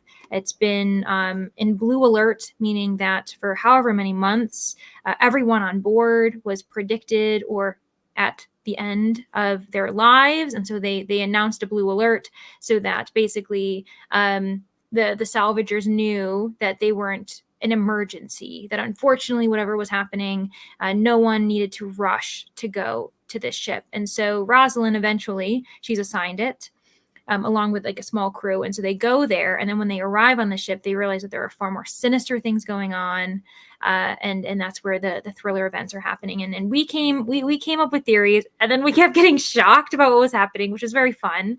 I will say that there was a bit of a semi-mystery element. They started like Rosalind and others started investigating how this one individual on the crew died, and I appreciated the reason for how this person wasn't able to prevent their own death, if I'm explaining that as best and vaguely as possible for those in the comments. But I think that made a lot of sense why this person was suddenly at far more at risk compared to others for this specific type of death. And so I thought that was very clever. The way in which Rosalind reasons out how this person died, I thought there were better routes for how she discovered this, but I did like the original reason for why this person wasn't able to save themselves. I thought that was cool. Now, I will say, so we've been talking about the fact that there are a lot of themes in this book and a lot of memory bits or pieces of characters information that keep getting repeated over and over and over again. Mm-hmm. And like we had been talking about like whether or not that was purposeful or or not. And so for that particular thing, even though we didn't like it, seemed to be like it was actually like breadcrumbs were being left. But we'll see if that happens with everything else that we've noticed. Yeah, it was one of those things where we weren't sure why. Like, we weren't sure if it was the author not realizing that, she was being repetitive, or, if it's actually like, hey, remember this because this detail is important. And it's good that it was the latter, that it's like, no, this actually ended up being important in a weird way, but it's still like I can see where the author was going, which is, I can appreciate that. And then on top of that, we had a theory going that I think has kind of been confirmed, because one character says something to Rosalind and she says, where did you hear that? And they're like, I don't know. And she's like, okay, never mind. But now she's on board with what we were thinking. So no one knows what we're talking about except for Zach in the comments. Zach, if you know what we're talking about. You're doing a reread right now. And so you're not nearly as far. And I don't know how long ago you read this. But if things are coming back to you, Zach, let us know. So let's see here. Where did we leave off in the comments?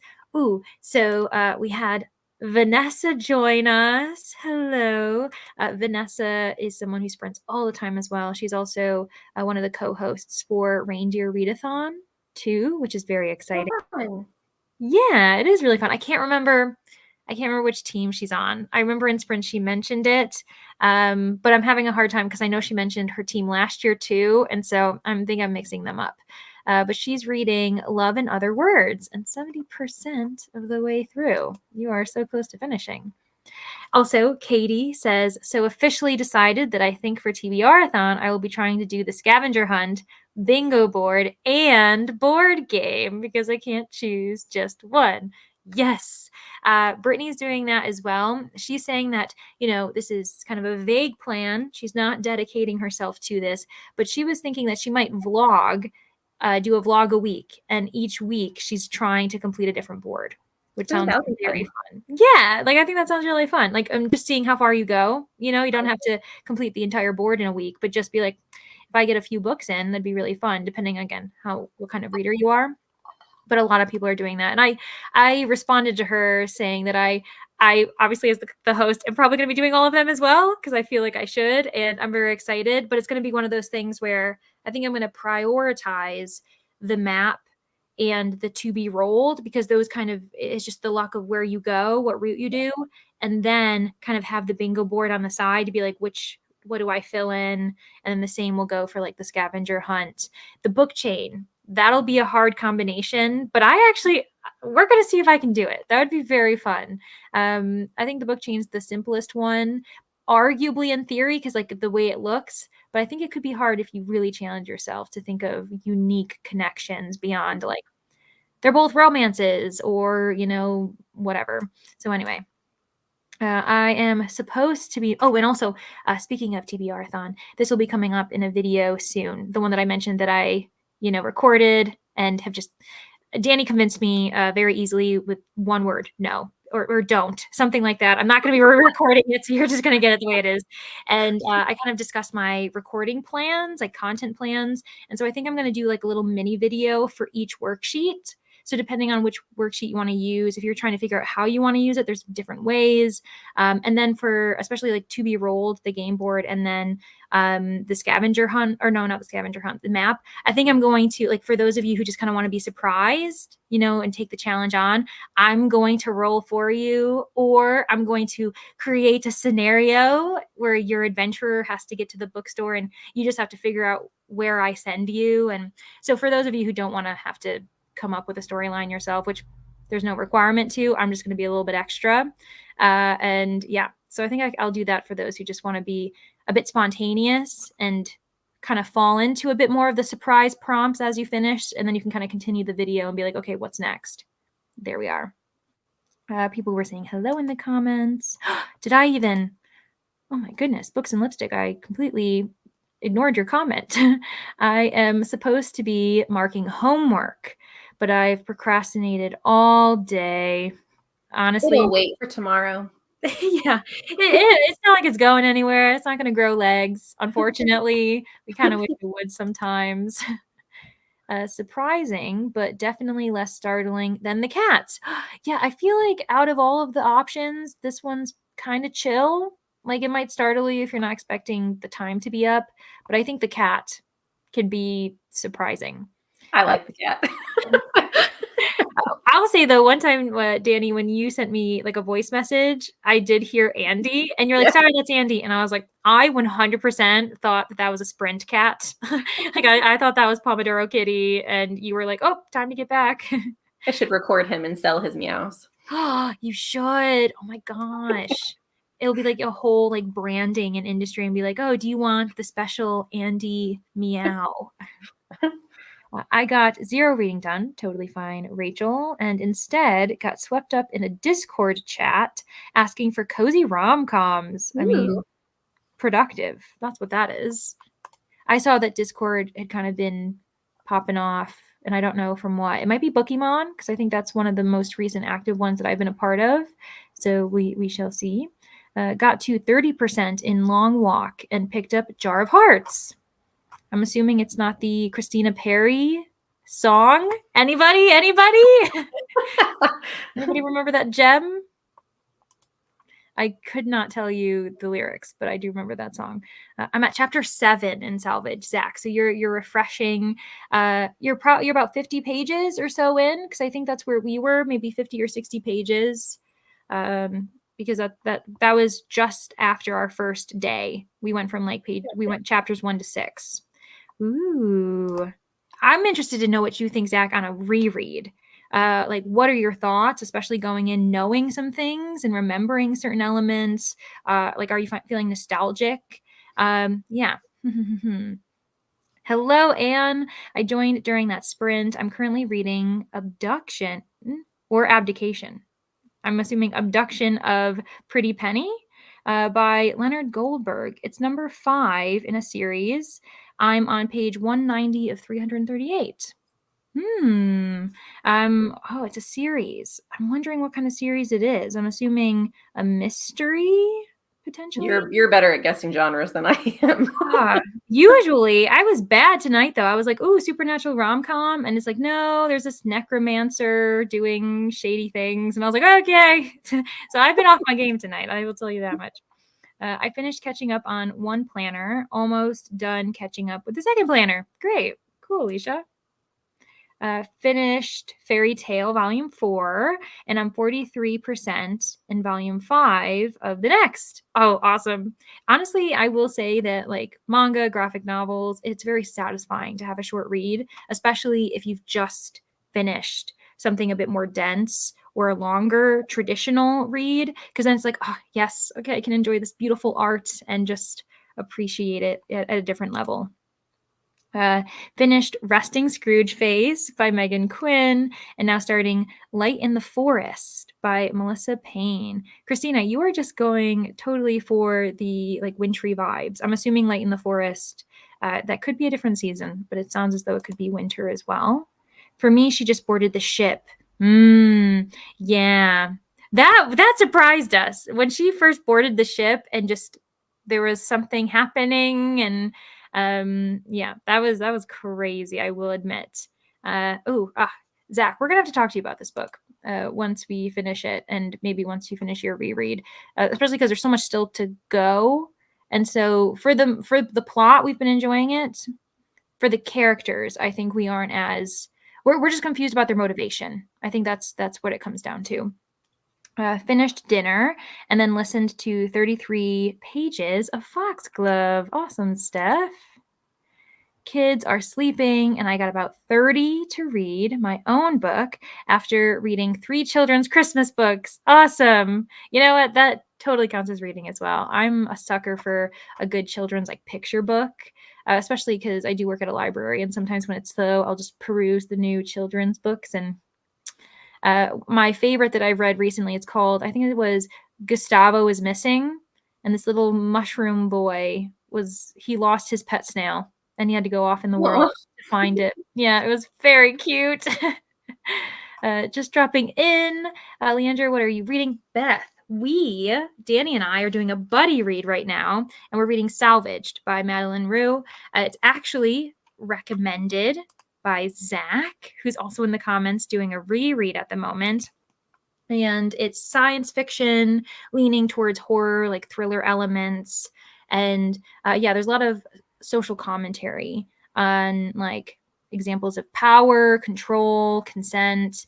It started off with a lot of certain kind of commentary on corporations, on the kind of commercialism of space, which is kind of, I think, on par. That's very typical of the genre. But now we've kind of veered off.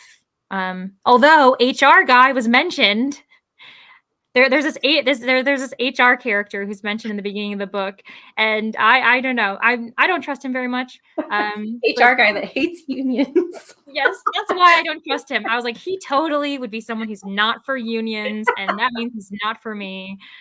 So I'm the daughter of someone who's a part of a union, so I'm totally for unions, and I'm like, Gertie, I don't like him.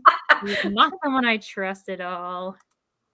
And Zach probably knows everything. There were mentions of him. I feel as though Rosalind still kind of trusts him in a weird way, and I'm like, I don't think she should trust him.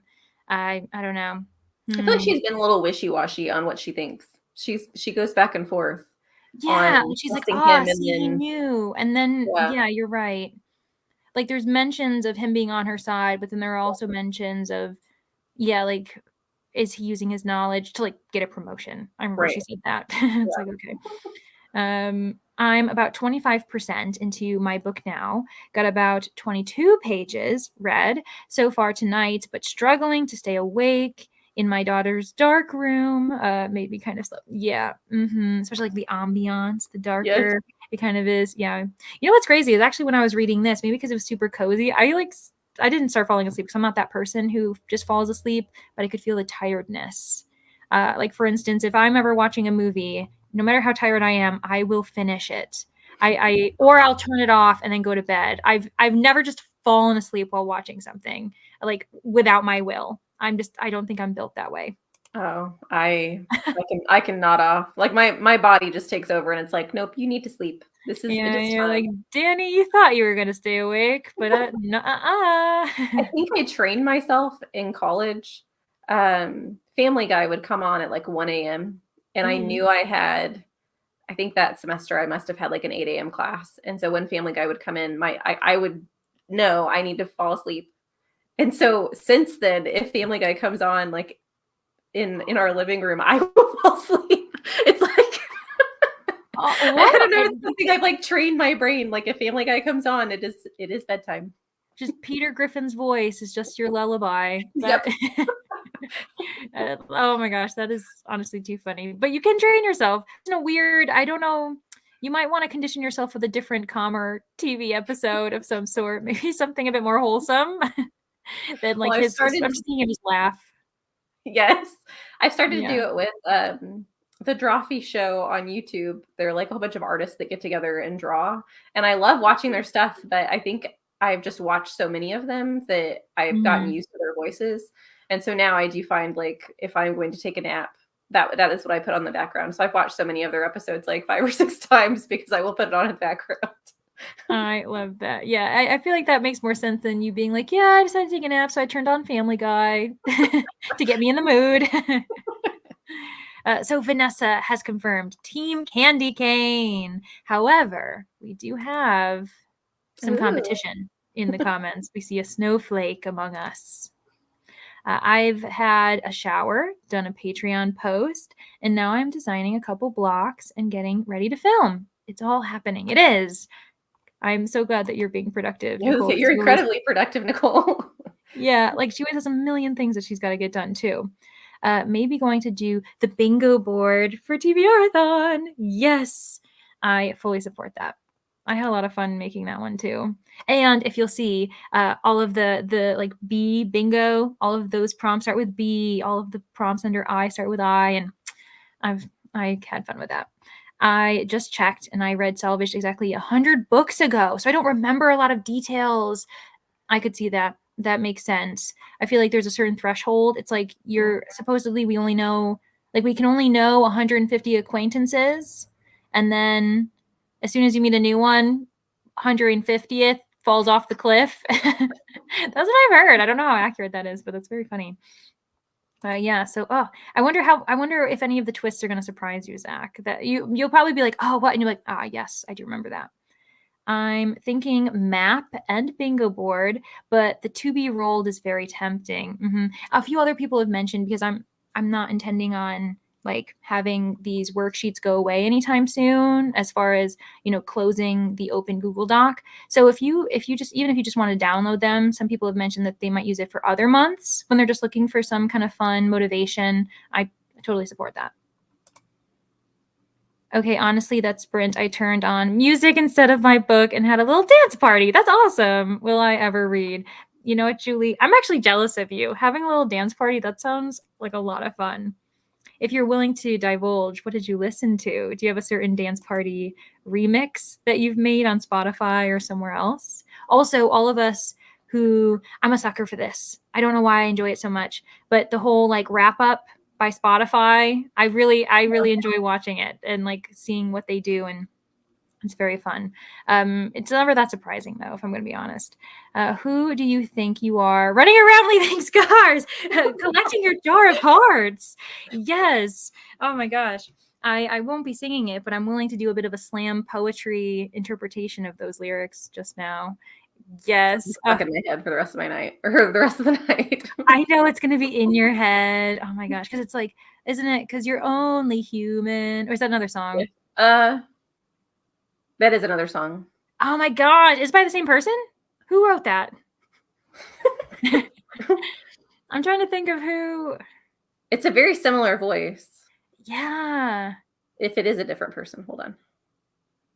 But Katie coming in with the crucial lyrics. It is the same person. Christina Perri. Her two like major hits, I think. I'm sure there are others, but I can't think of them. And I don't know what she's doing now. It's called The Daughter of Sherlock Holmes series. Hold on.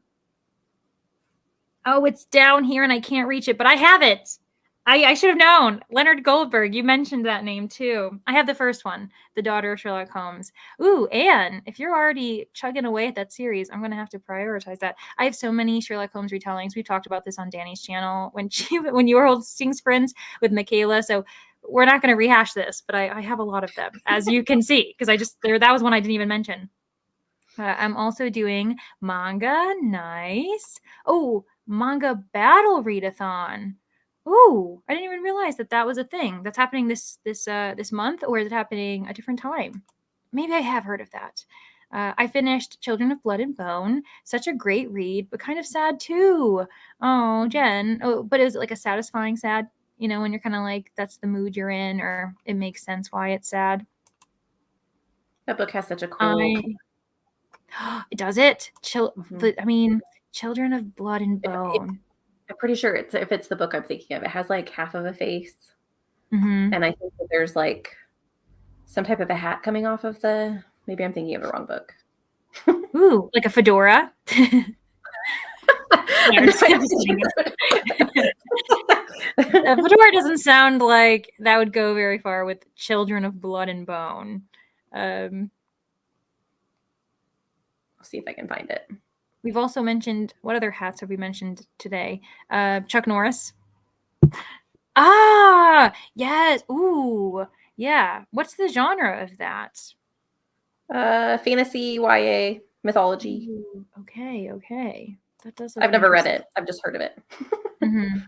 Yeah, Jen has. And it sounds like Jen recommends it. So Robin is going to watch a shower movie. Have a shower and watch a movie, as it took some nighttime medicine. Could I have a cold? Oh, you've got a cold. I'm sorry. 'Tis the season, but that's not the kind of season's greetings that we like. Bada boom. Anyway, continued listening to The Echo of Old Books while cutting out cardstock letters for classroom Christmas decorations. Aww. Yeah, that sounds really fun. I'm glad that you were able to kind of multitask while also listening to the book. NCIS is my bedtime show. Yes, Gibbs, right? As soon as I start to watch it, I'm out. Oh, that is so funny. Yeah, that one is probably, that's one that in my household, my mom, she's the type of person who just like rewatches things. Like she just will like go through entire binge and then go back to the beginning. And I think it's like a comfort thing. But meanwhile, my father's like, we have seen this one episode 1,000,000 times. And so he's not about it. But I do feel a bit of nostalgia. There's a great NCIS episode where they're like on this ship that's kind of like a ghost ship and it's kind of haunted. And I do enjoy that during the spooky season. Team Snowflake as well. They're outnumbering. The Snowflakes are outnumbering Vanessa's team now. The Candy Canes. Team Stocking lurking over here as well. Ooh. Lines are being drawn in the comments. I think I'm going to do the bingo board too, but still haven't decided. You've got time. Think about it. Also think about like what your priorities are as far as your TBR for January, and then decide based on that. I am just about to finish book 11 of Wheel of Time, and we'll be starting book 12 on Friday. Very cool. I saw on Discord that Brittany from Brittany Loves Reading had mentioned something about a read along. So it looks like Nicole, along with Coda, you have inspired people to return to Wheel of Time and start it from the beginning. I was listening to a Devin Cole song that was stuck in my head. Then I moved on to some random pop songs just to have fun. Yeah, I just got to get your body moving. A lot of times you don't really want to care about the lyrics. You're just like listening to the beat because it's just like, ooh, girl, dance, party, eyes across the room. And you're like, okay, I get it. Like, I got the gist. Yeah, I know what's happening here. They used to call that friend limit your monkey sphere. I didn't know that. That's an interesting term. Yeah, I wonder what the point of it is behind that. I signed up for your readathon. Yay, Bethany! And we'll use the map. The challenge is finding books on my TBR that fit the prompt, and I have access to at the time, right? But I'm up for a new way to pick some books. Yes, cool. And also they're all up to interpretation. And I tried with every, especially for the map, other than the beginning, like wherever you land, you should have more than one place you can go after that. So it's not necessarily a mood reading map, but you can be like, okay, am I in the mood to go into the beach prompt, or do I want to go to the tent prompt? So I don't think, some of them might only have one path to go from, but I think most of them have 2 or 3. Because I'm also that type of person where I'm like, ooh, wait a second, my mood has suddenly changed. The wind has changed. Now, what am I going to do? Hello, ML. Oh, that's okay. Don't worry about it. I'm sure you had a really busy day. The semester's so close to being done. As you've mentioned, your semester's almost over too. ML, we're going to get through it. I believe in us. We only have a few weeks left. So my last day of teaching is the 15th, and then we have finals week. I'm not sure how it is in California if your semester's lined up with ours on the East Coast, but I'm sure you're very close to the end as well. I wish you luck. Meant to say watch a show. Okay. Oh, that makes sense. Watch a show or movie. Yeah, I was like, oh, maybe you're going to take a shower first. My interpreting skills. Also another snowflake representing Team Mistletoe. I don't think we've hit all of the teams, but we have seen at least 4. That's awesome. Sorry to the other team. The Team Candy Cane has this readathon in the bag. Ooh, there's some smack talking in the comments. Meanwhile, Danny and I, we very much are supporting everyone who's doing a readathon, but I don't think either of us can do that at the moment, that kind of readathon. So we're going to be audience members. We're going to watch the showdown. 4 blocks designed and printed now to sort out the fabric and get filming. Very nice. My last day of teaching is this Wednesday. Oh my gosh.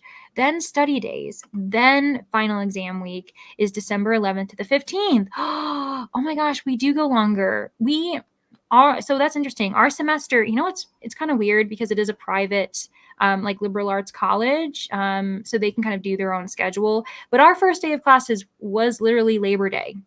Like more often than not, you have that off. Either you start the week before, or you come to campus on Tuesday. Whereas, my first day of teaching was Monday, and I was like, all right, here we go. That it's the smallest inconvenience. I really am not complaining. It's not like I had any huge plans on Labor Day, but I was just like, okay, cool.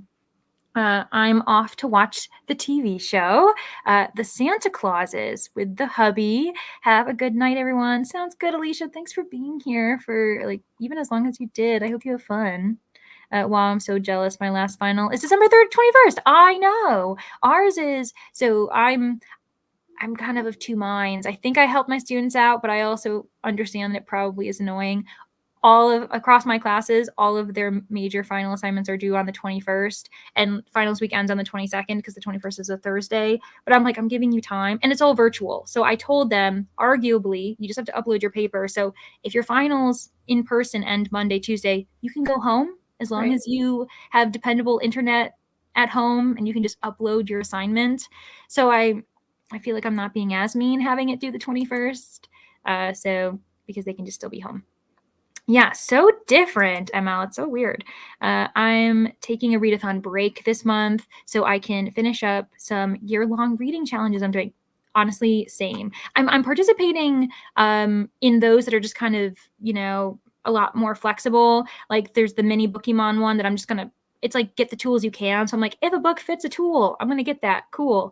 And then A Court of Books is really chill because it's just a 9-prompt bingo board by Katie, if she's still in the comments. And that's really chill too, because to kind of get a bingo, all you have to do is read 3 books. And on top of that, hers has like giveaways. So like to participate, it's kind of fun if you want to potentially win something. So she adds a little bit of a flair that way. My grades are due the 22nd. See, mine, what also kind of stinks, that means the following week during Christmas, that's when our final grades are due. So here we are. Yeah, and I can't imagine they give an extension for it being due after Christmas. Even though Christmas is what? Is that the Sunday? I think Christmas on Monday this year. Yeah, Christmas on a Monday. So I guess it is due then after that. They're probably gonna have it due like the 27th or the 28th for us, which here we are. That's just the way the cookie crumbles. So the Christmas cookie, that's the way the Christmas cookie crumbles. If we're celebrating Christmas. Again, this could be an Irish goddess who is flying above Danny right now. It doesn't have to be Santa Claus. So I'll be grading essays and whatnot. Yes. Mm-hmm.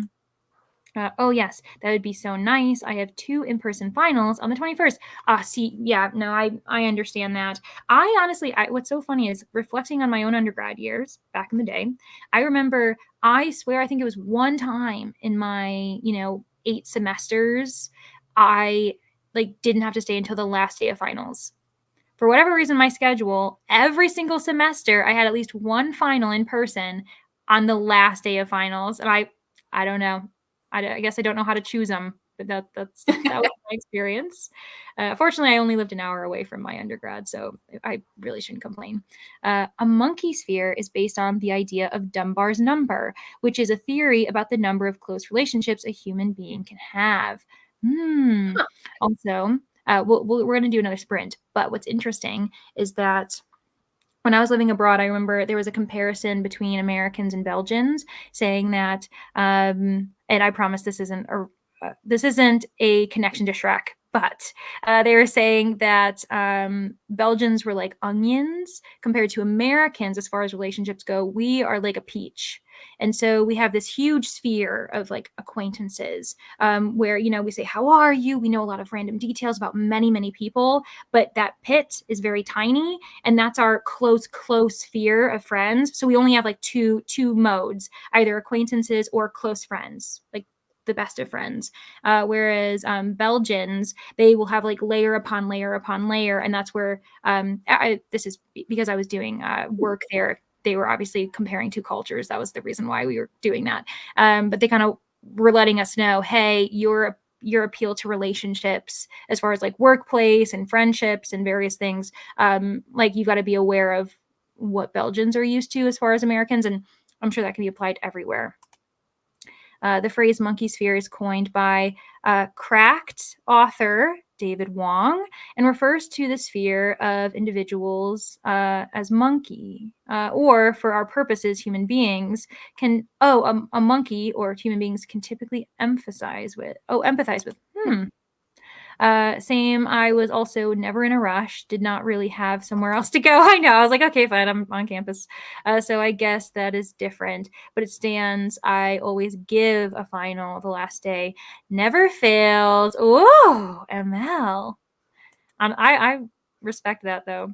Amused me when I originally made it the Wednesday because we don't get finals week like we don't get scheduled until so late in the semester, but I had to have my syllabus ready. And so I originally said Wednesday, and then some of my classes, theirs were mandatory assigned Thursday. So I don't even get to choose, to be honest. I guess I could choose it later, but more information than anybody needs. Anywho, amused me when professors who took months to grade a paper suddenly could grade a final or essay exam in 2 days. A lot of the time it showed they had never opened the essay or test to read it. Yeah, or like, and it's just, unfortunately, that's why I had to have like a heart-to-heart with my students today, discussing like how I just can't provide extensions for the final, because I'm like, I only have so many days that I'm allowed to read all of those things. And unfortunately, I'm still in the place in my career where I do take maybe 30 minutes if I'm doing really well, up to an hour grading a paper. And that depends on the length, of course. And these are going to be longer papers than anything this semester. And so I was like, friends, I can't. I was like, there's no way I can't provide an extension. I was like, so it's on you to like make sure everything goes smoothly and submit early if attempts fail, because that Friday, if you reach out to me, I just don't, I'm being really harsh on them. I just can't. I'm like, nope. I was like, you get it in a few days early, noon at the library on Thursday, but do not email me at 12:01 a.m. on Friday telling me that you are like, your computer crashed or something. Deadlines are important. Yes. I'm like, come on, guys. Like, we got to work together here. I'm like, you can't, especially because I am those professors where if you come to me and you seem earnest, I will give you an extension of up to like 48 hours a lot of the time, as long as it's not a pattern. And so I'm like, I've been kind to the best of my ability all year, that I can't do it this final. But anyway. I think some people take it a little too far. Like an emergency on your part doesn't, or lack of planning on your part doesn't constitute an emergency on mine. Mm-hmm. I feel like, love that. I understand that things don't always work out, and that sometimes like legitimately your computer could crash or whatever. Like I get it, but I also know like there are people who are just perpetually in an emergency state in their lives, and I'm like, it's when it's a pattern, like maybe we do something to break the pattern. Mm-hmm. I agree. Yeah. It makes me extremely anxious hearing professors take months to grade. Yeah. If I am pushing 2 weeks from when an assignment was submitted, I get to where I cannot function, because, yeah. And you know what? For me, a lot of times that's because that's around the time I'm introducing the next essay. So because I usually am giving an essay a month. And so if they've submitted, then the 2-week mark is usually when I'm reintroducing the new instructions, because then they've got another 2-week period to potentially get it done. And so, and I don't like the idea of assigning something to someone to make them do it over again before they've gotten my notes if they've done something wrong. Like basically I tell them, I'm going to get my comments and my grade back to you before you have to do it again. Right. Your feedback. Yeah. Yeah. I am most often between 7 to 10 days from when it is submitted. It is back in the student's hands. Smart. I think one silly thing I did this year is that a lot of my deadlines were all very close together. So I suddenly had like so many things to grade at once. And so lessons learned for next year. Okay, so let's do one more sprint if you're okay, Danny, to do that. Would you be good for like a 45, or do you need it shorter? How are you feeling? 45 minutes is fine. Yahoo! And just in time. Hazelnuts, welcome. We're going to be doing one more sprint. So I'll make sure to also add that on the banner. So if people pop in, or maybe someone has kind of gone away for a second from their computer and they're going to be like, what's going on? And I'll be like, I know, say it ain't so. But unfortunately, what is it? Last call at the restaurant of Leandra and Danny tonight. So let me change the clock over. I think we got it at 60, so I'll change it to 45. And for those of you who might have to leave early beforehand, just a reminder to, first of all, check out Danny. She is amazing, and I highly, highly recommend you check out her content, because obviously she is an utter joy on sprints, but that is not all. She's great as far as her sit-down videos go, so definitely go check her out. Also, as far as sprinting plans go, I have 24-hour sprints happening, thanks to Neva, Reading Winiva hosts it every month, and I am doing 4 hours of that 24 hours. So maybe you were wondering, Leandra, have you gone crazy? No, don't worry. I'm only doing 4 hours. I haven't scheduled it yet, but I will be scheduling it probably tonight just to get it done. So by tomorrow, you can see it as a planned sprint, and that'll be from 4 to 8 p.m. on Friday. And then I'm also scheduling sprints for Sunday with Danny, as well as Katie from I Would Rather Be Reading, who was in the comments for a bit. So those will be scheduled as well. And that'll be 2 p.m. Eastern Standard Time. I forgot, 4 to 8 Standard Time, Eastern Standard Time for Friday as well. So just very exciting things to be had. And also, thank you for being here. So yeah, if you aren't here when we get back, that's okay. Don't feel badly about it. Don't feel like you've got to wait. Just thanks for being here for however long you were. We really appreciate it. And yes, Katie, woohoo! I can't wait either. It's gonna be so fun. And yeah, so thanks everyone. Your support is so great. You commenting and reacting to the things we've said is really helpful. It makes us a bit more comfortable here on screen too. So yeah, thanks. And I do see some people are heading off, and that's totally fine. So yeah, Vanessa, thanks so much for being here. Have a great night. And yes, Christina as well. Thanks for sending Vanessa off. Right. Okay. Let me switch screens. Boop, boop, boop. And we will see everybody in 45 minutes. If you're here, that's okay. Don't feel like you've got to be. Okay, bye.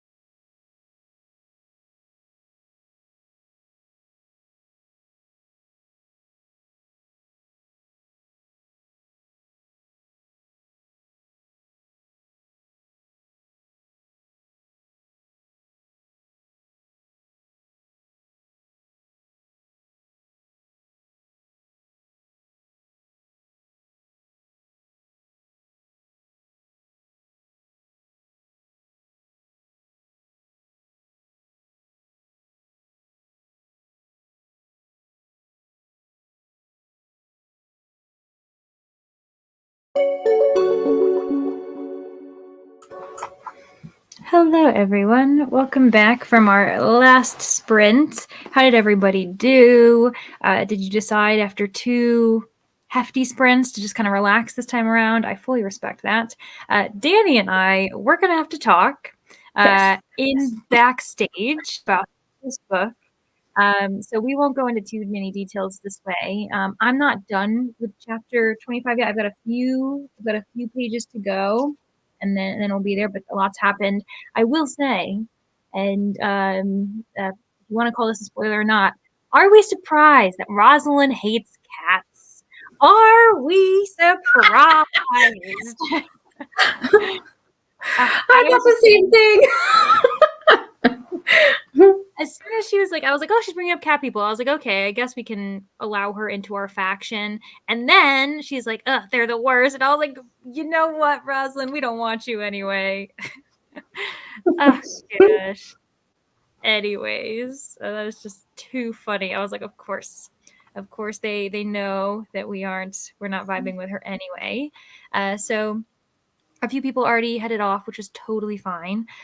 For instance, Vanessa did, but she so kindly said that she added the sprints I mentioned for Friday and Sunday to her database. Yeah, which is so helpful. So if anyone doesn't know this, Vanessa is the queen of sprints in various ways, including her like adding all sprints that she knows about to a database. So if you're ever wondering who's sprinting what's going on, you can go over to her channel. And I think she has it linked in her bio. If not, I'm sure it's in the description of one of her videos.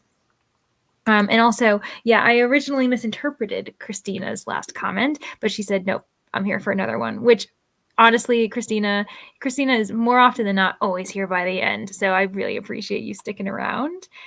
So Vanessa headed off. So did Julie, which is totally fine. Julie's been here since the beginning as well. She's also probably pooped from her dance party, that one sprint.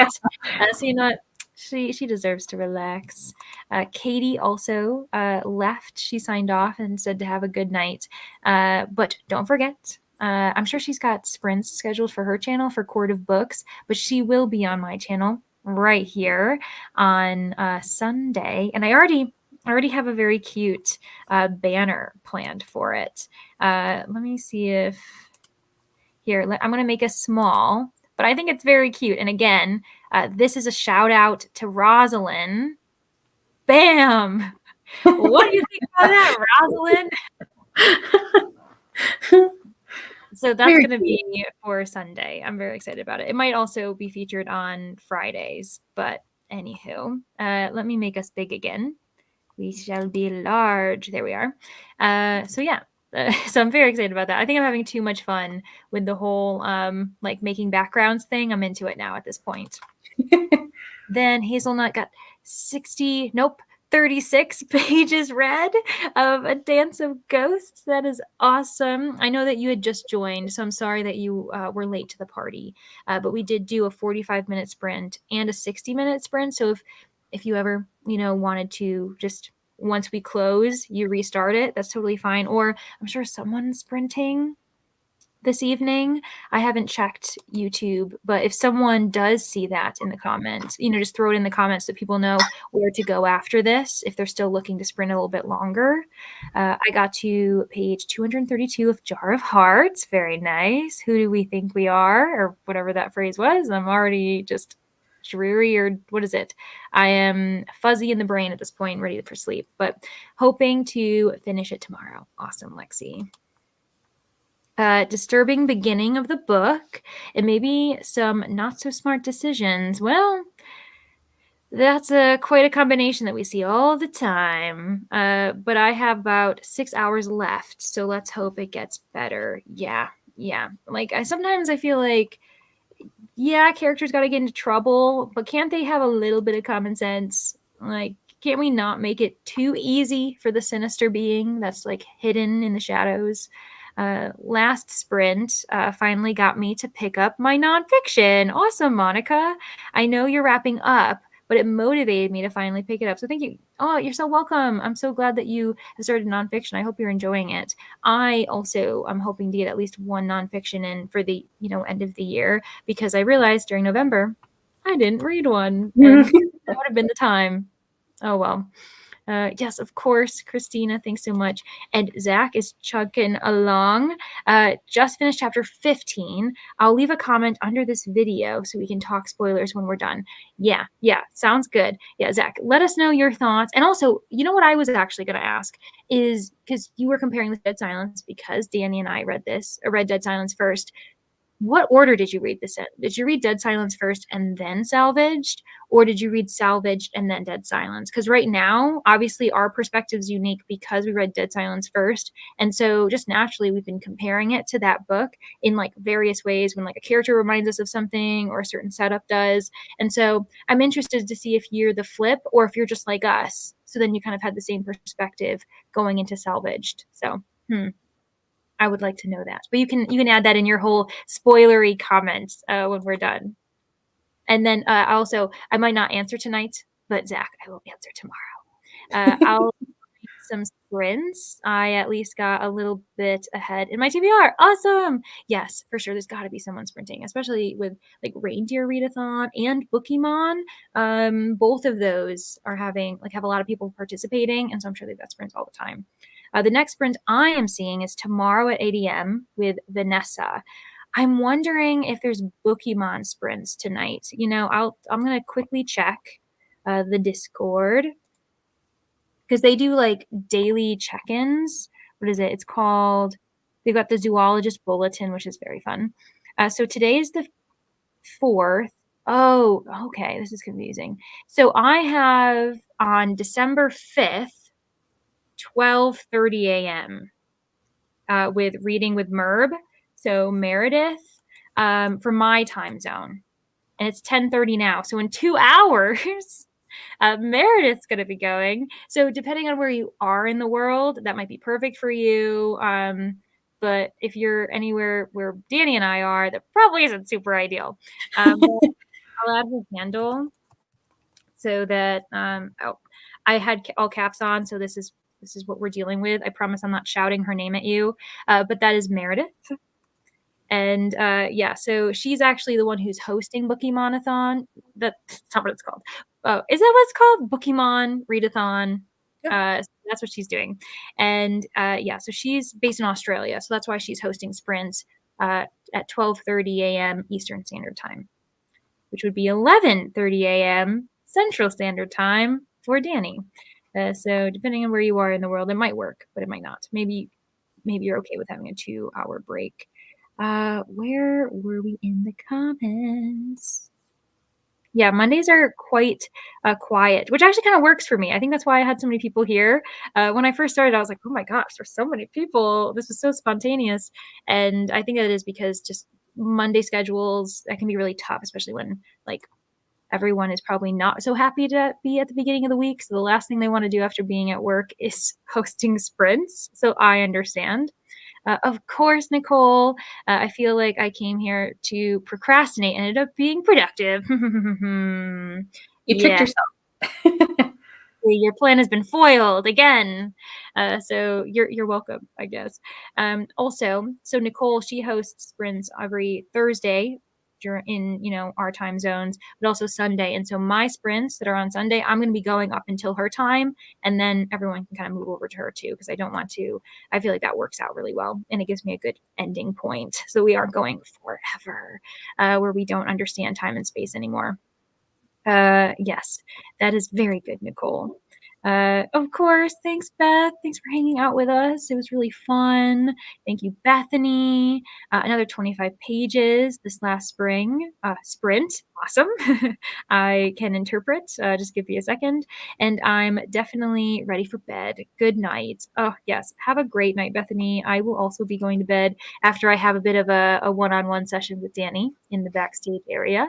I will look that up and add it to the database before I go to bed. Oh my gosh, yes, Christina. Also, Christina apparently can also add to the database. I don't understand how this database works apparently, but that is awesome. You are doing the good work, Christina, so thank you so much. I think Meredith can't. No, did she? I'm so sorry. You all should still subscribe to her because she still hosts sprints all the time, but that really stinks. In the Discord chat, maybe she did. Yeah, I'm only looking at the zoologist bulletin, which was posted on the 2nd of December for like the next week. So things could have changed for sure. I didn't even think about that. Come for the vibes. It's actually kind of comforting when I'm not feeling well. Yeah, you know what? I agree, Rachel. Even if when I'm not hosting, sometimes I'm just looking for sprints to have people motivate me, just to chat a little bit. And usually, like at least with Booktube, we're all really relaxed, and the number of times someone's been like, I didn't do anything. And we're like, good job. You didn't do anything. We're so happy for you. Because sometimes that's what you need. I Am Paximus is currently doing reading sprints. Oh my gosh. Thank you so much, Meg. I really appreciate that. So anyone who's looking for sprints right now, go check out I Am Paximus. I'm going to have to make sure I keep their name in mind because I'll look them up because I've never heard of this channel before, but I feel like I should go see them and see what they're all about. I hope you have a beautiful night too, Christina. Thanks so much. Hello, Meg. I know, I'm so sorry. Thanks for lurking and poking around, but we are almost done. But no, I'm really glad that you added Paximus. So thank you so much. I'm sure that other people in the comments greatly appreciate that as well. Yes, sleep tasty, sleep delicious, sleep scrumdiddlyicious, all of that. Yes, so definitely go check him out. Woohoo! Yes, I read Deadlines. Oh, Zach, that's so interesting. I was wondering if there was a switch going on.